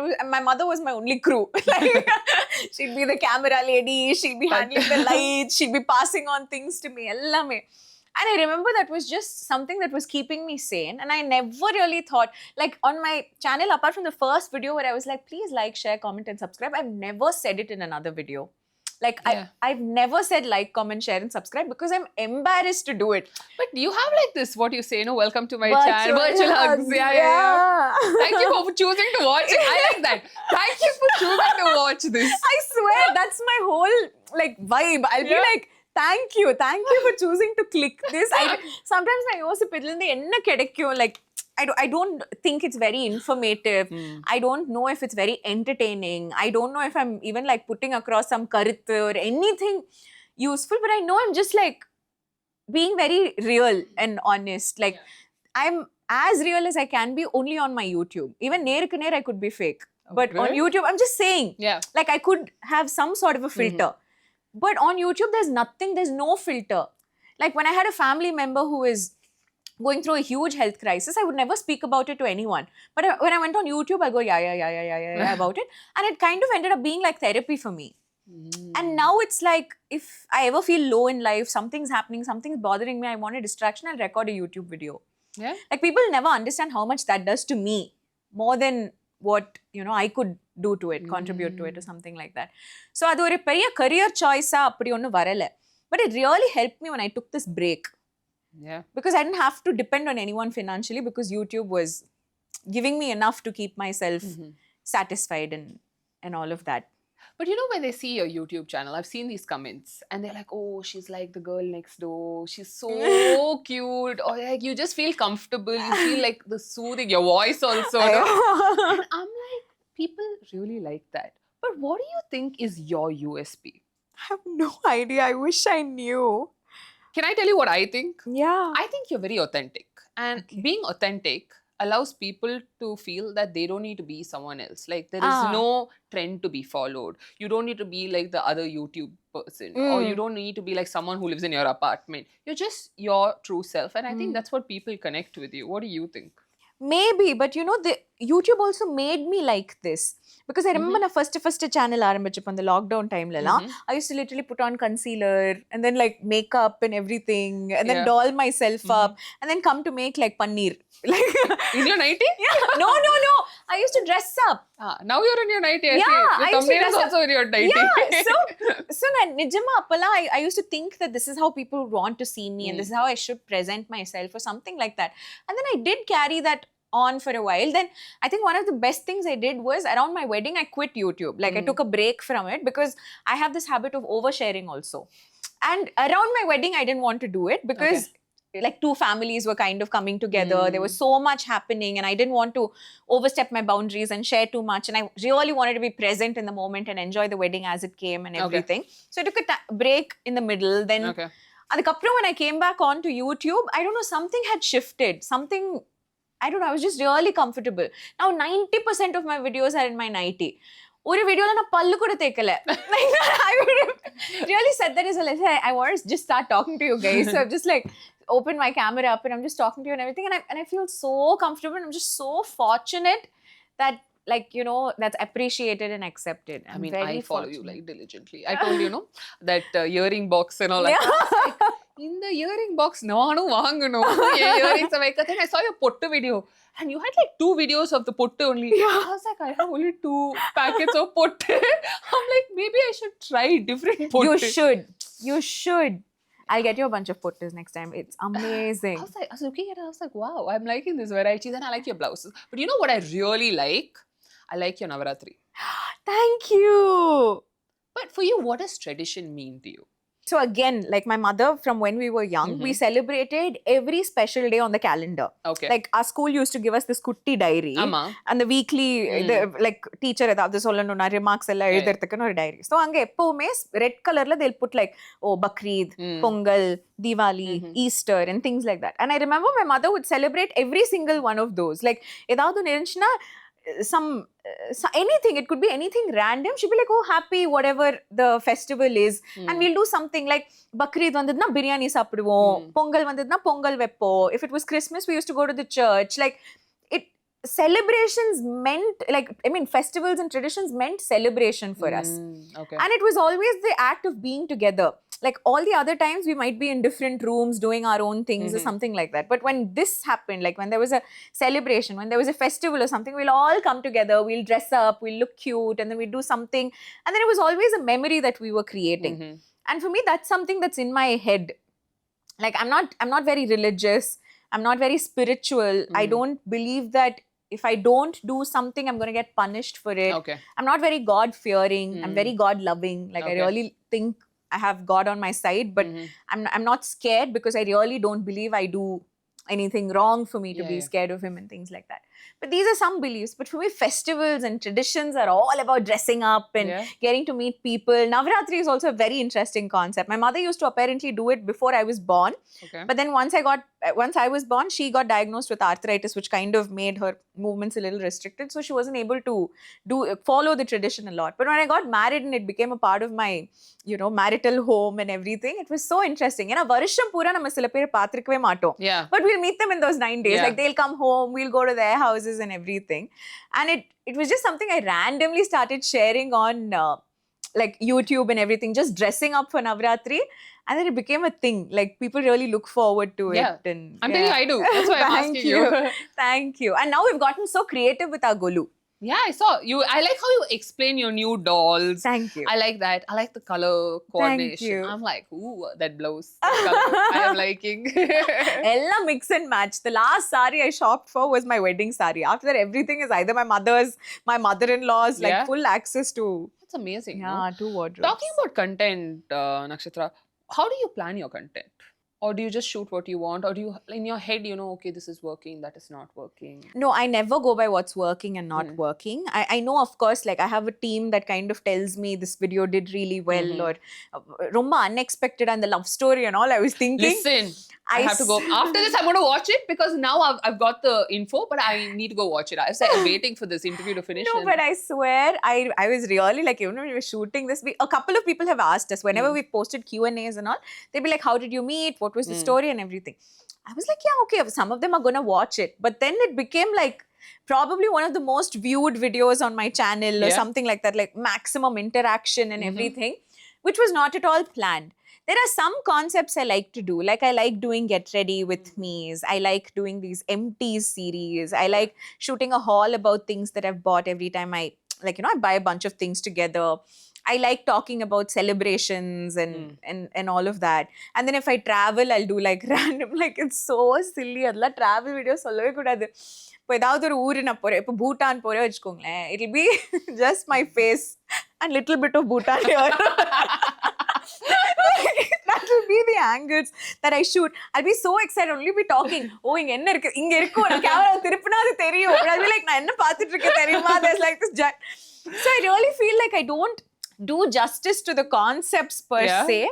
But again, it's just like I'm being so real. I won't do anything for the sake of the video's quality improving or something like that. But I will do it only if it feels right to me. And like that, I do all sorts of content. Like I started this thing called car chats, where it's just like I put a phone in a corner very responsibly and then I drive around and I talk with it on. And adilala, it's just like random. Sometimes I'll start talking and won't even have a topic, but I would have spoken for 45 minutes. Like how that happens, I don't know. But I enjoy these kind of videos and I don't chase numbers. Like I don't expect to hit a certain number of views or Okay. subscribers or anything like that. Of course, it's very nice when YouTube pays you and then that's very when they nice. send these buttons and all Yeah, of that, yeah, it's very interesting. But for me, I love reading comments, responding to it. I like this little community that I've built, and that's what I'm the most grateful for through YouTube. I know I have like enakku oru kutti kudumbam madri on YouTube. That's very nice. Yeah, and which is why I'm so particular about taking up collaborations or any sort of paid work on YouTube, like because I feel like I have so many people's trust and faith in me. I don't want to take that for granted, which is why brands probably hate me. But you know what I really like? That you tell it's an ad. I like that yeah, bit. yeah, A lot of people don't. yeah. That's really nice. Because I don't do the ad if I don't believe in the product as well. Everybody knows that if they want me to share my thoughts on a product or something like that, they have to send it to me 1 week in advance. And I will try it. And there have been so many products that haven't worked for me. I'm not saying it has to be like a one-night wonder. Inniki pota naliki pala naganu. Appadi illa. But at least the texture of the product or whatever the claims it is that they want me to say on the video should seem fair to me. And sometimes I will ask them if they have certain certificates to prove what they're saying. And there have been so many products that haven't worked for me. Either they'll give me breakouts or something like that. And I've refused to go ahead with that collaboration. So even if I do an ad, I'm a little like confident about it. On YouTube especially. Yeah. I wanted to ask you, you do these shopping hauls, no? I've also tried to do them. But for me, when I buy them, I have to wear them and open them and all that. So do you wait till you film the video? Yeah. I cannot do that. Yeah, I will. Especially the worst are these Nykaa ones because they'll split the package and send it. Appo it's a little, enako kaiyella namaman ariko, ayo idu therundu paakalame panlame. Sometimes I'll do it. I'll save the package and I'll start using the product a little bit, and I'll tell them also, idu mattu I started using or something like that. But I will wait to film it because more than the satisfaction of actually using the product and wearing something new, I love chatting on comments. So I'll wait for someone to tell me what they feel, if that purchase was good or not, to give me feedback. Sometimes there'll be like the screen that I'll be like, you know what, I'm going to try this out and everything. And then someone in the comment section will give me an essay about their experience using that product, to give me like sufficient material to read on. Or if I have a problem not knowing how to use, I remember one day I had this hamper box that I had no idea how to fix. I was like, some manufacturing defect. They haven't made this properly. Something has happened or something. And I remember someone was so kind enough to send me a link to another YouTube video where you could understand how to assemble it and things like that. And adala pathina kathikte. So it works as two-way communication for me, YouTube. I like that. So you say that you built this community, but also that the community on YouTube. But this community also comes with its negativity sometimes. How do you deal with that? I think YouTube is a kinder platform. Instagram is. Yeah, I feel like Instagram, it has changed. Like people's curiosity itself has changed. Like, for example, people are now more interested in the comment section than the actual content. Yeah, they'll go first to the comments. Yeah. And before they even come up with a judgment of what that content is like, their understanding of it or their views on it, they quickly go to and plus the highest liked comment will be on top or something like that, right? This algorithm will also play with you. So adella paathittu I feel like Instagram has now become a little filthy. And it's really about how you navigate yourself out there as well. You need to have a lot of trust in who you are and not let Instagram kind of control you, your content and your life and everything. Because unfortunately the whole economics of Instagram itself is now on the number of likes and shares and comments and things like that. If you are trying to make a life out of it, if you are trying to become a creator, if you're trying to actually earn bread and butter through it, then you have to take these things into account because that's how brands hire you as well. Yeah, that's true. They don't even care if you're able to sell a product. All they care about is getting a viral reel out of you or a trending reel out of you or something like that. But I've always tried to not enter that little whirlpool. Okay. Because even if a brand approaches me and says, let's come up with a really interesting hook or let's come up with something, I keep telling them, I was like, but people won't think it's me. Like, it's not me. They will not, they will know that there's something weird about it. இப்போ நான் நினைச்சு ஒன்று பண்ணாலும் there'll be some people who saying சும்மா காசு வாங்கிட்டு பண்றீங்க அப்படின்னு I'm not trying to take those people into account. But I'm saying you should just let me be me. I understand you're paying me some money and I'm very happy, I'm very grateful that I'm able to do that. But even otherwise, it's not about hitting 1 million views or hitting something. It's also more about what are we conveying about your brand to the people. Like, how do we want them to actually look at your brand, and what do you want them to, like, do you want them to just see you and swipe, or do you want them to actually have some interest in your product? And that's something, like, I feel like even marketing agencies should kind of, like, I think it's high time they also get a reality check out of it and get some clarity on that. And I feel that also largely affects the like, because people know what's going on. Everything is so transparent on Instagram, right? You either say paid partnership, ad, or something like that. On the video itself, it'll come.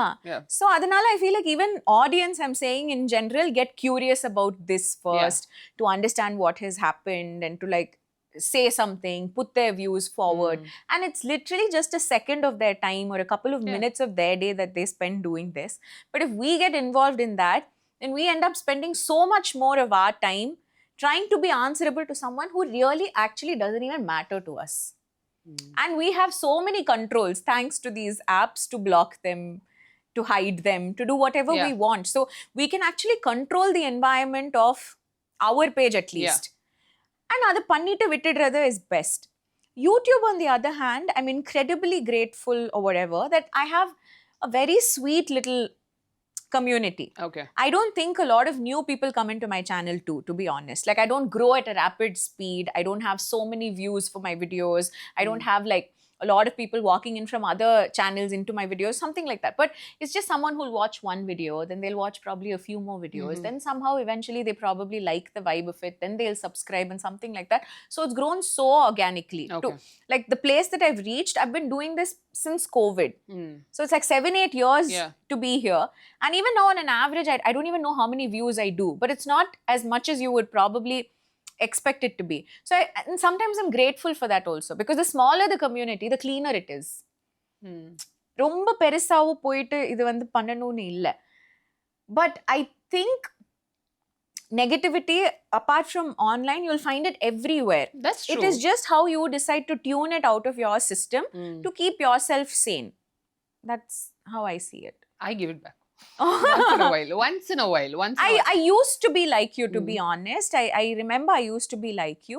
But I really eventually just felt like this much time also I don't want to give for this. Like, that 2 minutes of taking something and type also, I find it so easy. It is just like one long press, block, over. Like, avlodan. Adu taandi enakku pannanonu perusa thonadu. And I don't think I'm such a visible person also. I'm a little invisible on social media. For me, unless it's really, really bad, I don't say it. I just ignore it. But when it gets a little out of control is when I step in and I'm like, listen, you cannot talk like that.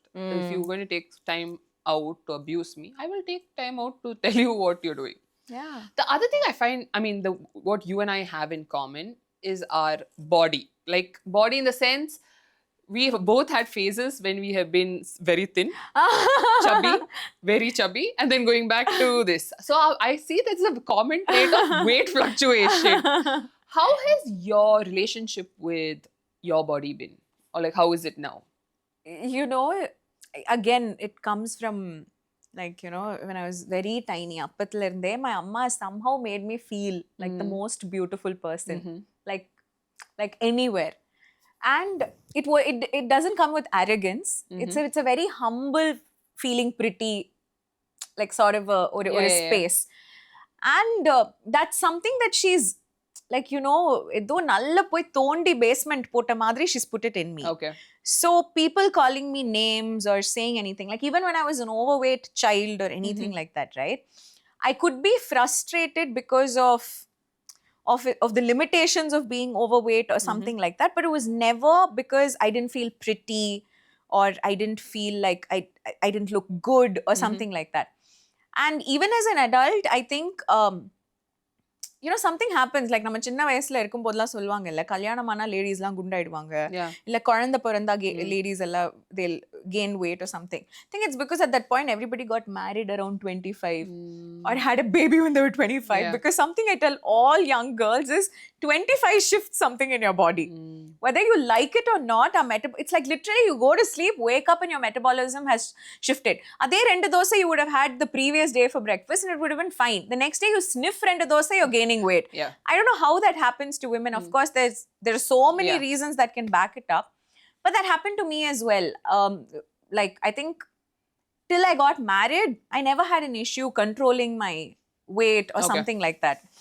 I was not someone who'll work out extensively or have a very, very strict diet or something like that. But something changed when I got married, and I think it was the age or something like that. I started gaining weight very rapidly. I did have a few health concerns and some injuries and some medication that I took for those injuries, which also did not help me. There was a lot of bloating, water retention, inflammation, and everything. And then I remember I tried everything on the planet. There was the keto diet and then some cardio workout, anti-inflammation diet, and like whatever, intermittent fasting, calorie deficit, call it whatever. Everything I've tried with zero guidance. Okay. Meaning I'll find it online. I'll chumma say, you know what, this works so well. Like, I trust this person who's talking about it, so I'm just going to go ahead. And nothing worked. Okay. And what genuinely worked for me was getting proper guidance, like working out but under a trainer, eating right but under a nutritionist. Then I kind of found my balance with Ayurveda and Siddha. Okay. And, you know, these modern workout techniques and diet and everything. And somehow now I think I found a reasonable balance in terms of that. But it's more inclined towards the health aspect of it. But in terms of my relationship with my body image or something like that, it's always been incredibly confident. And I'm too grateful for my family for that. Like, my mother did it from when I was young, and my husband continues to do it now after getting married as well, where nobody's ever made me feel like I wasn't good enough. Or That's something like that. no? Yeah. And I had nothing to do with it. It was always the people around me. Again, I'm very blessed that way. But it's very true what you're saying. You know, we have to be so careful what we put into a child's head. Oh my God, yes. Especially about confidence, about how she looks physically. It plays such a major role because they carry all that into adulthood. Yeah. You know, there's this YouTuber, her name's Malvika Sitlani. Okay. And I know who you're talking about. Yes, who moved to Dubai? Yes. So a makeup content creator. She's one of my makeup gurus. Like, I learned so much from her from when, like, I've been following her since she started. So she had a daughter a couple of years ago. She's a single mother. Yes, and she has curly hair. Like, her mom's had curly hair, she had curly hair. But she's someone who always loved her hair Dysoned. So whenever she takes a shower, she'll Dyson her hair. She's so particular about it. Dyson straighten, Dyson straighten, Dyson straighten. And she used to really be prim and proper all the time.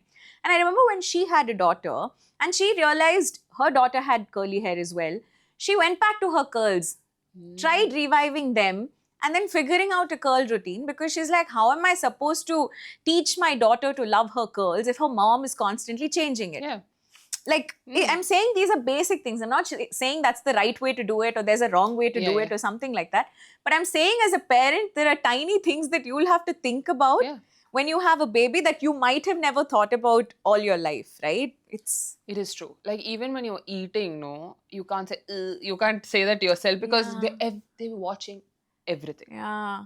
So you have to be on your best behavior. Yeah. But I mean, obviously you cannot act in front of them. They have to see the goods and the bads. Yeah. But you have to be very mindful. Yes.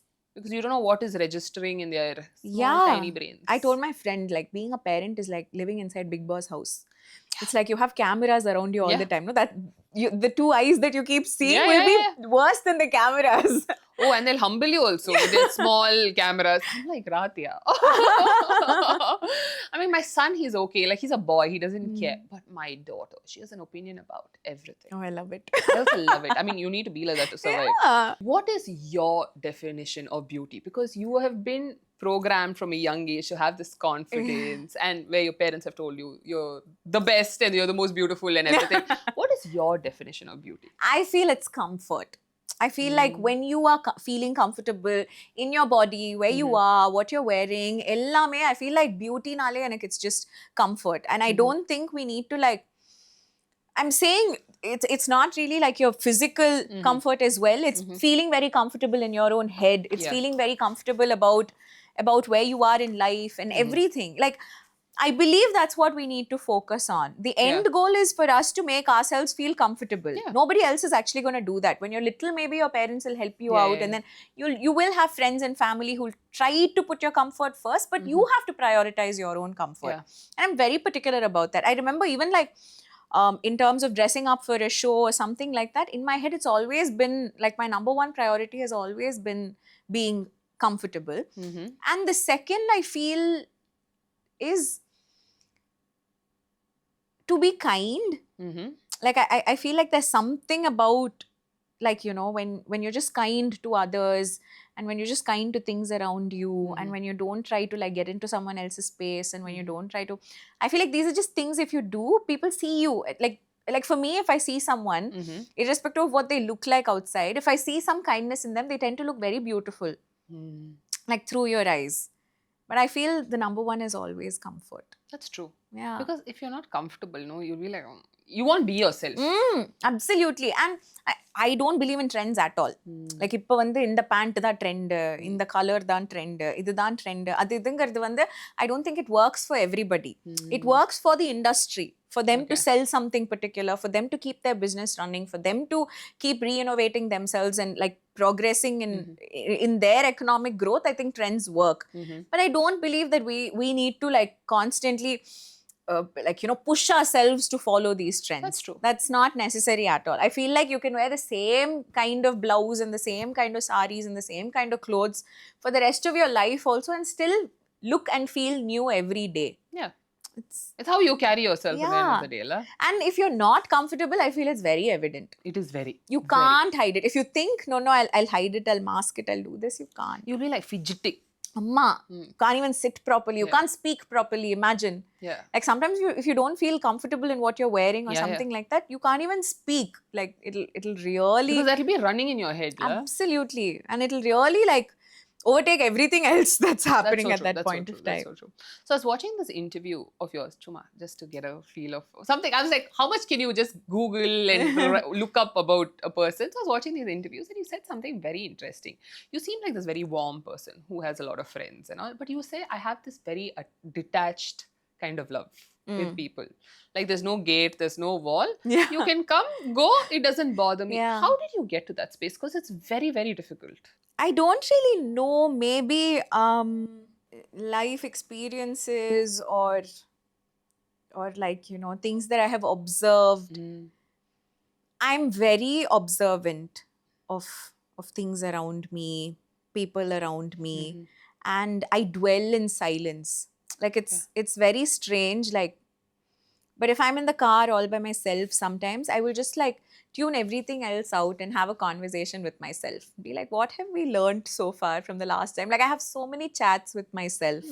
As crazy as that could It doesn't sound crazy. You know why? Because at the end of the day, you're your own best friend. No? Absolutely. Oh my God. I'm such a firm believer of that. Like I told you, even in terms of like, you know, my marriage and how I look at Raghav and everything, it's not a given that he's going to be with me for the rest of my life. No matter what I do to him, no matter how I behave with him, he has to be there with me. அப்படிங்கிறது கிடையாதுல்ல. அந்த மாதிரி I really have that expectation from nobody. And anybody is free to walk into my life and I'm very happy spending time with people. I'm very happy having conversations and I'm very happy creating memories with them. But when they walk out, I'm not at all surprised. I'm just absolutely okay with it. It's not like I'm waiting for what they'll do to me and it's not that sort of an angle.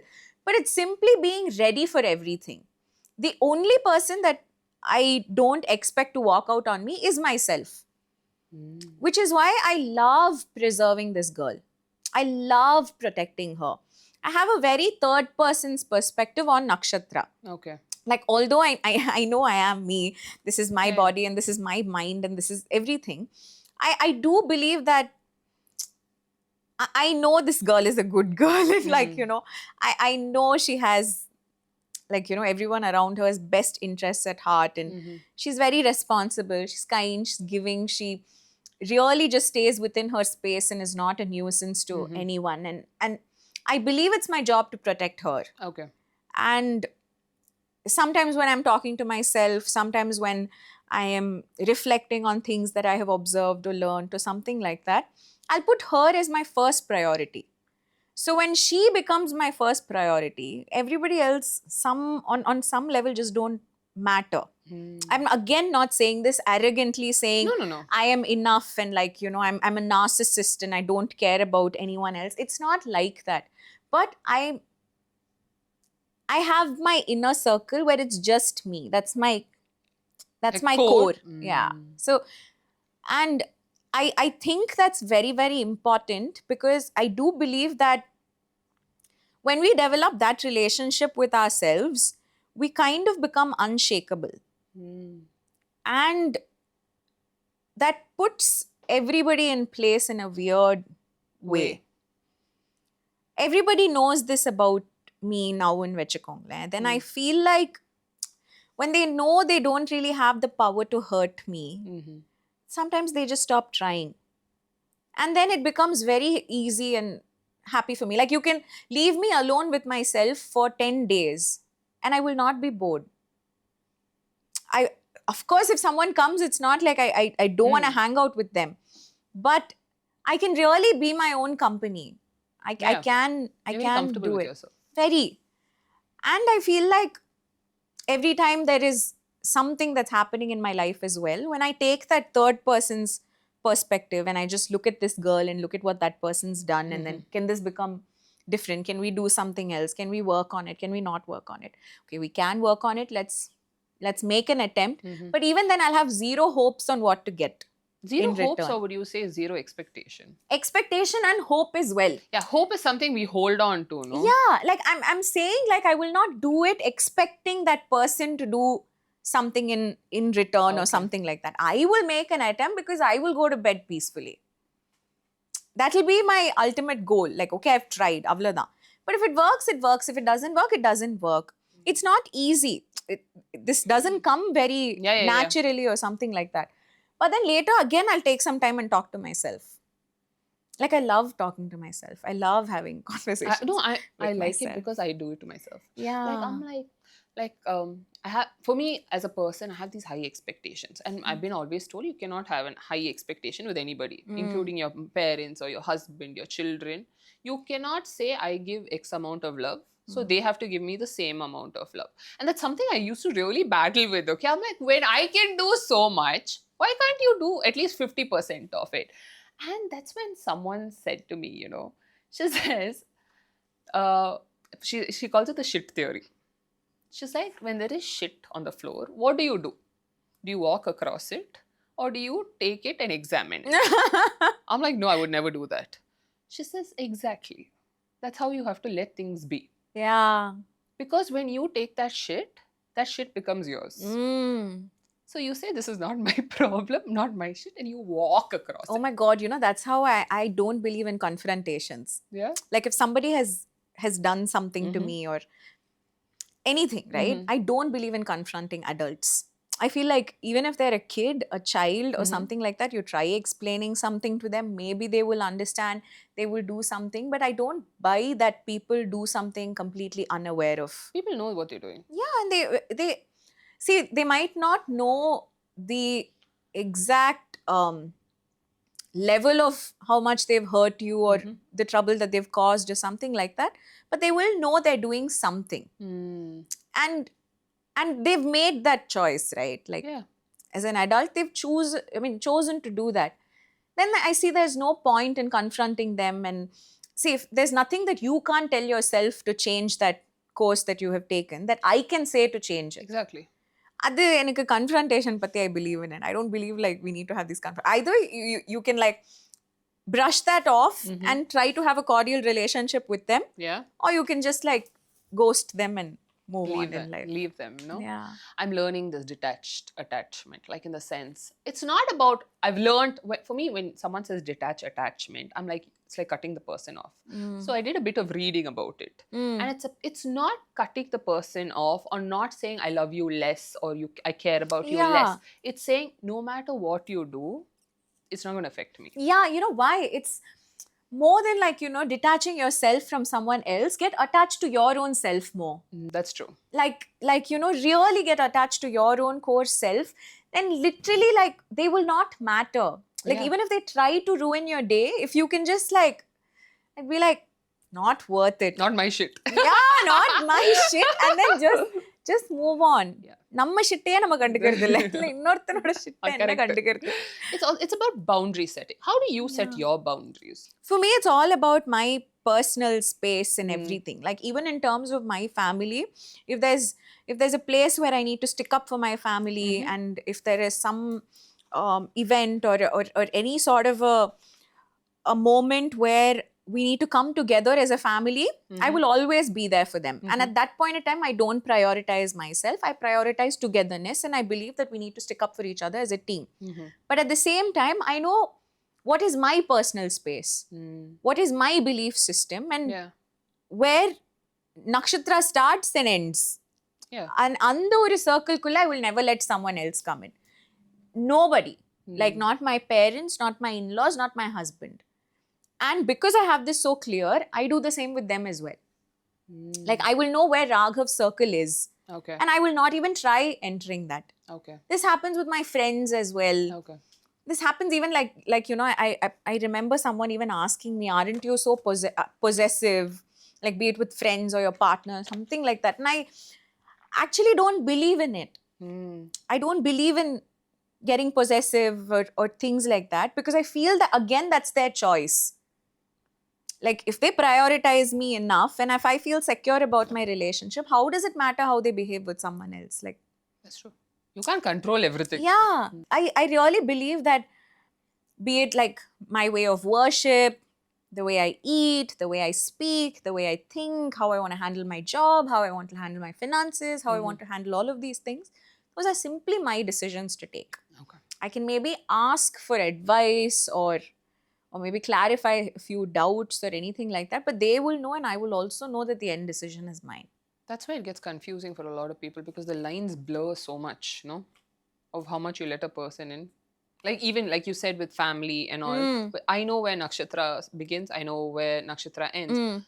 People tend to get those lines blurred is what I'm saying. Yeah, because sometimes, right, in this whole concept of this detachment, attachment and everything, you can become too full of yourself. True.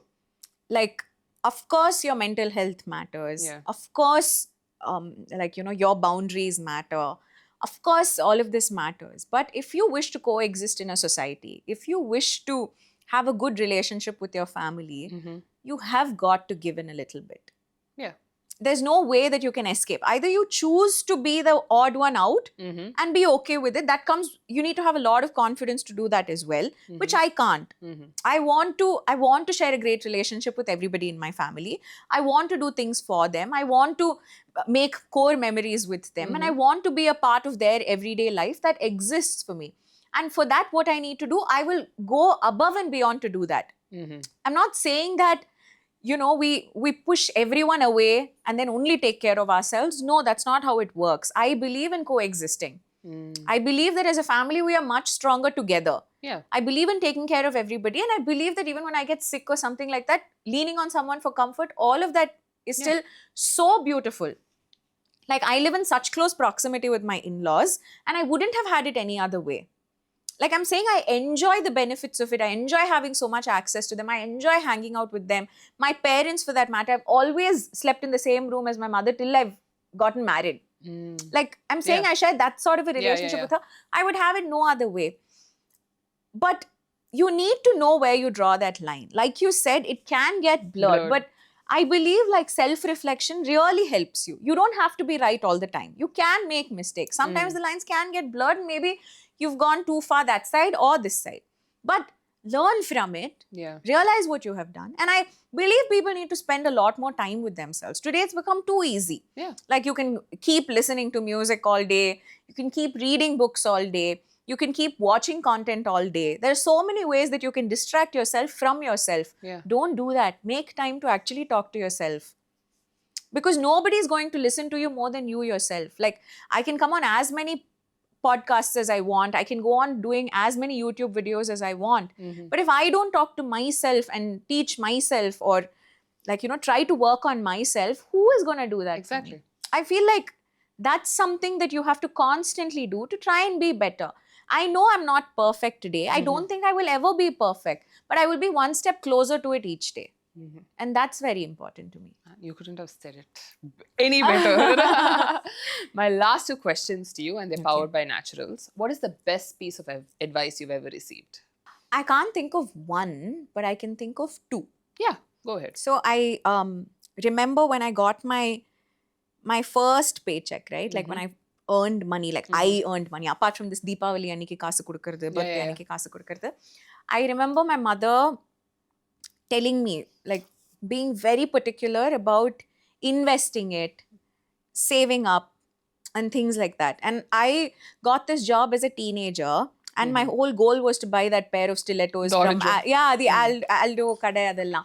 And I remember even at that point in time, she said, yeah, go ahead and do what you want to do, but save, invest, like do it the right way. She told me about so many schemes and everything that actually helped me. And the 2-year break that I took, I could sit on a cushion somewhat and be a little comfortable because of all this, all that I had done appo.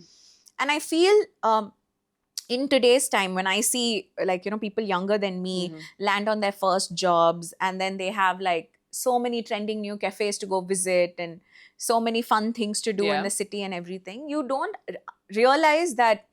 So the thing in their head is, அடுத்த மாசம் சம்பளம் வந்துரும்ல. So இந்த மாசம் we can just have fun and everything. But I believe that being financially smart is so important. And the sooner you start, the better it is. And it's very important. Like it's because I've been talking to a few people and realizing that they don't have that knowledge. It scares me a little bit. So I wish everybody could just get that advice. Like when you land on your first job, like do seek professional advice and see how you can start building your portfolio, or if you can like start investing, saving up, whatever it is. My mother did it when I was really young, and I'm very glad that she gave me that piece of advice. The second one that really impacted my life was an advice that my mother-in-law gave me. When I got married, I wanted to be that typical, I wanted to be like the most perfect homemaker. So every day I would want to wake up, cook breakfast for my husband. I would pack lunch, and then I would make dinner that we could come back from work and eat. And I remember I was shooting for Tamilam Saraswathim at that point in time. We spoke about how long television hours are. In spite of that, I'll wake up every day early in the morning. I'll do all the cutting, chopping, everything on my own and try to cook this elaborate meal. And I was like, that's how I'll be a perfect wife. If I don't do this, it might feel like I failed a little bit or something like that. Then she sat me down. She said, you don't have to do anything. Just get up, like sleep, go. If you need to hire a cook. Like you need to hire help. You don't have to suffer and do something. And then if that makes you feel any better about yourself, then you're just cheating yourself. So she's like, if you're not resting well, if you're not happy, if you're not excited about your day, and if you're waking up thinking you have so many things to do and oh my God, that's stressing me out, and you refuse to seek help, you're just digging a grave for yourself. So she was like, you need to stop trying to do everything on your own. Like delegate it. Try to figure someone like, to cook for you or something like that. But do it when you can. When you're free, do it. But otherwise, you don't have to do it. And that coming from her was huge. That's profound advice, you know. Because I think a lot of people, Nakshatra, they think, I mean, if you can afford the help, great, take it, is what I would also say. I don't want people to say, oh, because you have money, you're saying that. No, I'm not saying. No, I'm just saying, I'm saying because people will say that. Yeah. But don't bury yourself with that extra. And that help doesn't even have to be like you pay someone and ask them to help. But if you're two people living in a house, ask the other one to also like wake up, and what you could do in 1 hour, two of you can do together in 30 minutes, right? That will still give you 30 minutes extra rest or something like that. So, that's another thing as well. I do believe in that. I feel like everybody in that house should have some role and responsibility of their own. I don't believe that one person can run the entire home by themselves, and if that happens, eventually at some point they're going to get frustrated with you, whoever's not doing the job, right? So I believe you can ask anyone for help, and if you're living by yourself as well, you can figure it out. I'm not saying have elaborate meals every day, but that's what I used to do. Like I used not even meal prep. Like every day I used to get fresh vegetables, chop them and all of that. I'm saying that's a little too much. Like figure out how to meal prep and then maybe make your job easier. Like adella and the madri. That's profound advice though. Yeah. Okay, my last question to you. What would you say to women who are waiting to be perfect to allow themselves to be happy? It'll be like the horizon. You'll never get there. Like perfection is a myth. It does not exist. It's literally like beauty lies in the eyes of the beholder. To each person, perfection will have a different meaning. To you, you might think someone's life is perfect. You go ask them, they will think someone else's life is perfect, and it'll keep going on. It'll be a chain. And the closer you think you're getting to it, you will have a new set of benchmarks in your head, and you'll have to keep going towards it. I believe there is so much beauty in imperfection. I believe there's so much to flaunt in imperfection. It makes you very real and it makes you very unique. There's no point in having 10 billion people or whatever of just one kind, right? What makes the world so beautiful is having different kinds of people around you. That being said, I don't think we should chase perfection. We should chase improvement. We should constantly grow as people. Like, you know, there is a certain time in life where, you know, your height will grow. And based on so many other things, your weight will grow. Based on how much knowledge you gain cerebrally, you'll grow. There'll be so many different things that at some point you'll think this is enough. You'll eventually get there. You'll be like, ivlo idu irunda podum and oru contentment varum. But that should not come in terms of your life, right? Like you should always want to be better. There are things you can control. Height and all you can't control. No chance. But there's so many other things that you can control. It could be the way you greet someone. It could be the way you start a conversation with someone. It could be the way you dress. It could be the way you feel. It could be your fitness. It could be anything. It could be your strength. It could be whatever, financially, whatever. Chase improvement. Try to be in a better place tomorrow. But do not chase perfection. It doesn't exist. That word is so overrated. Like, I find that even in like partners. I feel like you're perfect for me is such a big responsibility you throw on someone, right? Like for them to actually end up fitting all your check boxes. That's going to be really difficult. Perfection ஒரு மாயை. அதை எவ்வளவு தூரமா வச்சுக்கிறோமோ நம்ம சந்தோஷமா இருக்கலாம். அது பக்கத்துல போக போக போக it becomes very difficult. லூஸா அந்த வார்த்தையை யூஸ் பண்றது is fine, but actually if you put that burden on yourself, it's very difficult. You will get consumed by it in an instant. That's true. And you chase that you like always are being consumed, and you'll always compare yourself and never be happy. Absolutely. It'll take you so far away from happiness. Because who said you're not perfect today? Who said like who made anybody the judge of that? You have allowed that to happen. இப்ப நான் சொல்றேன் இல்ல, இந்த perfectionே, it's something that will consume you. Why am I saying that? Why is it? Because I don't think I'm perfect today? Why don't I have the confidence to tell you I'm perfect today? Like, what is lacking in me today that I don't feel perfect? It's just conditioning. We're so conditioned to think that like even if you think you've landed the best job, you think you've ended up, you know, being blessed with the best family or anything like that, you'll be like, என் மூக்கு கொஞ்சம் கோணையா இருக்கு, என் eyebrow கொஞ்சம் ஒரு மாதிரி இருக்கு. So I'm just saying, இது எல்லாமே ஒரு இந்த அகலத்துல இந்த விட்த்துல இப்படி இருக்கணும், அப்படியெல்லாம் நம்ம பார்க்கவே கூடாது. அது அந்த அந்த சைடுக்கே போகாம கொஞ்சம் தள்ளியே நின்னுட்டோம்னா we'll be so happy. Like chase happiness, chase excitement. Like really chase excitement. I love getting excited like about anything. Even if it's nothing, it's like, oh my god, molaga puri and dosa, exciting. Can I tell you how that really makes me excited? Anything with dosa, it gets me very excited. Yeah. I'm saying we need to find these things around us. Yeah. Like we need to find those things. We need to get excited. We need to help ourselves entertain us. Like that's very important. ஆனா இந்த perfection எனக்கு ஒரு பயமான ஒரு வார்த்தை. I feel like அது ரொம்ப pressure போடுற ஒரு பெரிய வார்த்தை. அது வந்து கொஞ்சம் தள்ளி இருக்கிறது ரொம்ப நல்லது. I agree. And with that, I just want to say thank you so much. Thank you so much for taking time and doing this. Yes, absolutely. It was my pleasure. I love conversations that you have with people, and I think you bring out a side in them that's so real and authentic and feels so normal. Like every conversation that you've had with people, irrespective of how legendary their status is and how we see them from the outside, every time you have a chat with them, it feels like we're also sitting on this couch with you, and then like, you know, we're listening to something very up close and personal. So please keep up the good work. Thank you. When I started this, that was the main aim. Just to get to know the person, because we live in a world where we see reels, anything for 5 seconds, and we decide who that person is. We never give the person a chance. So this was to get to know the person.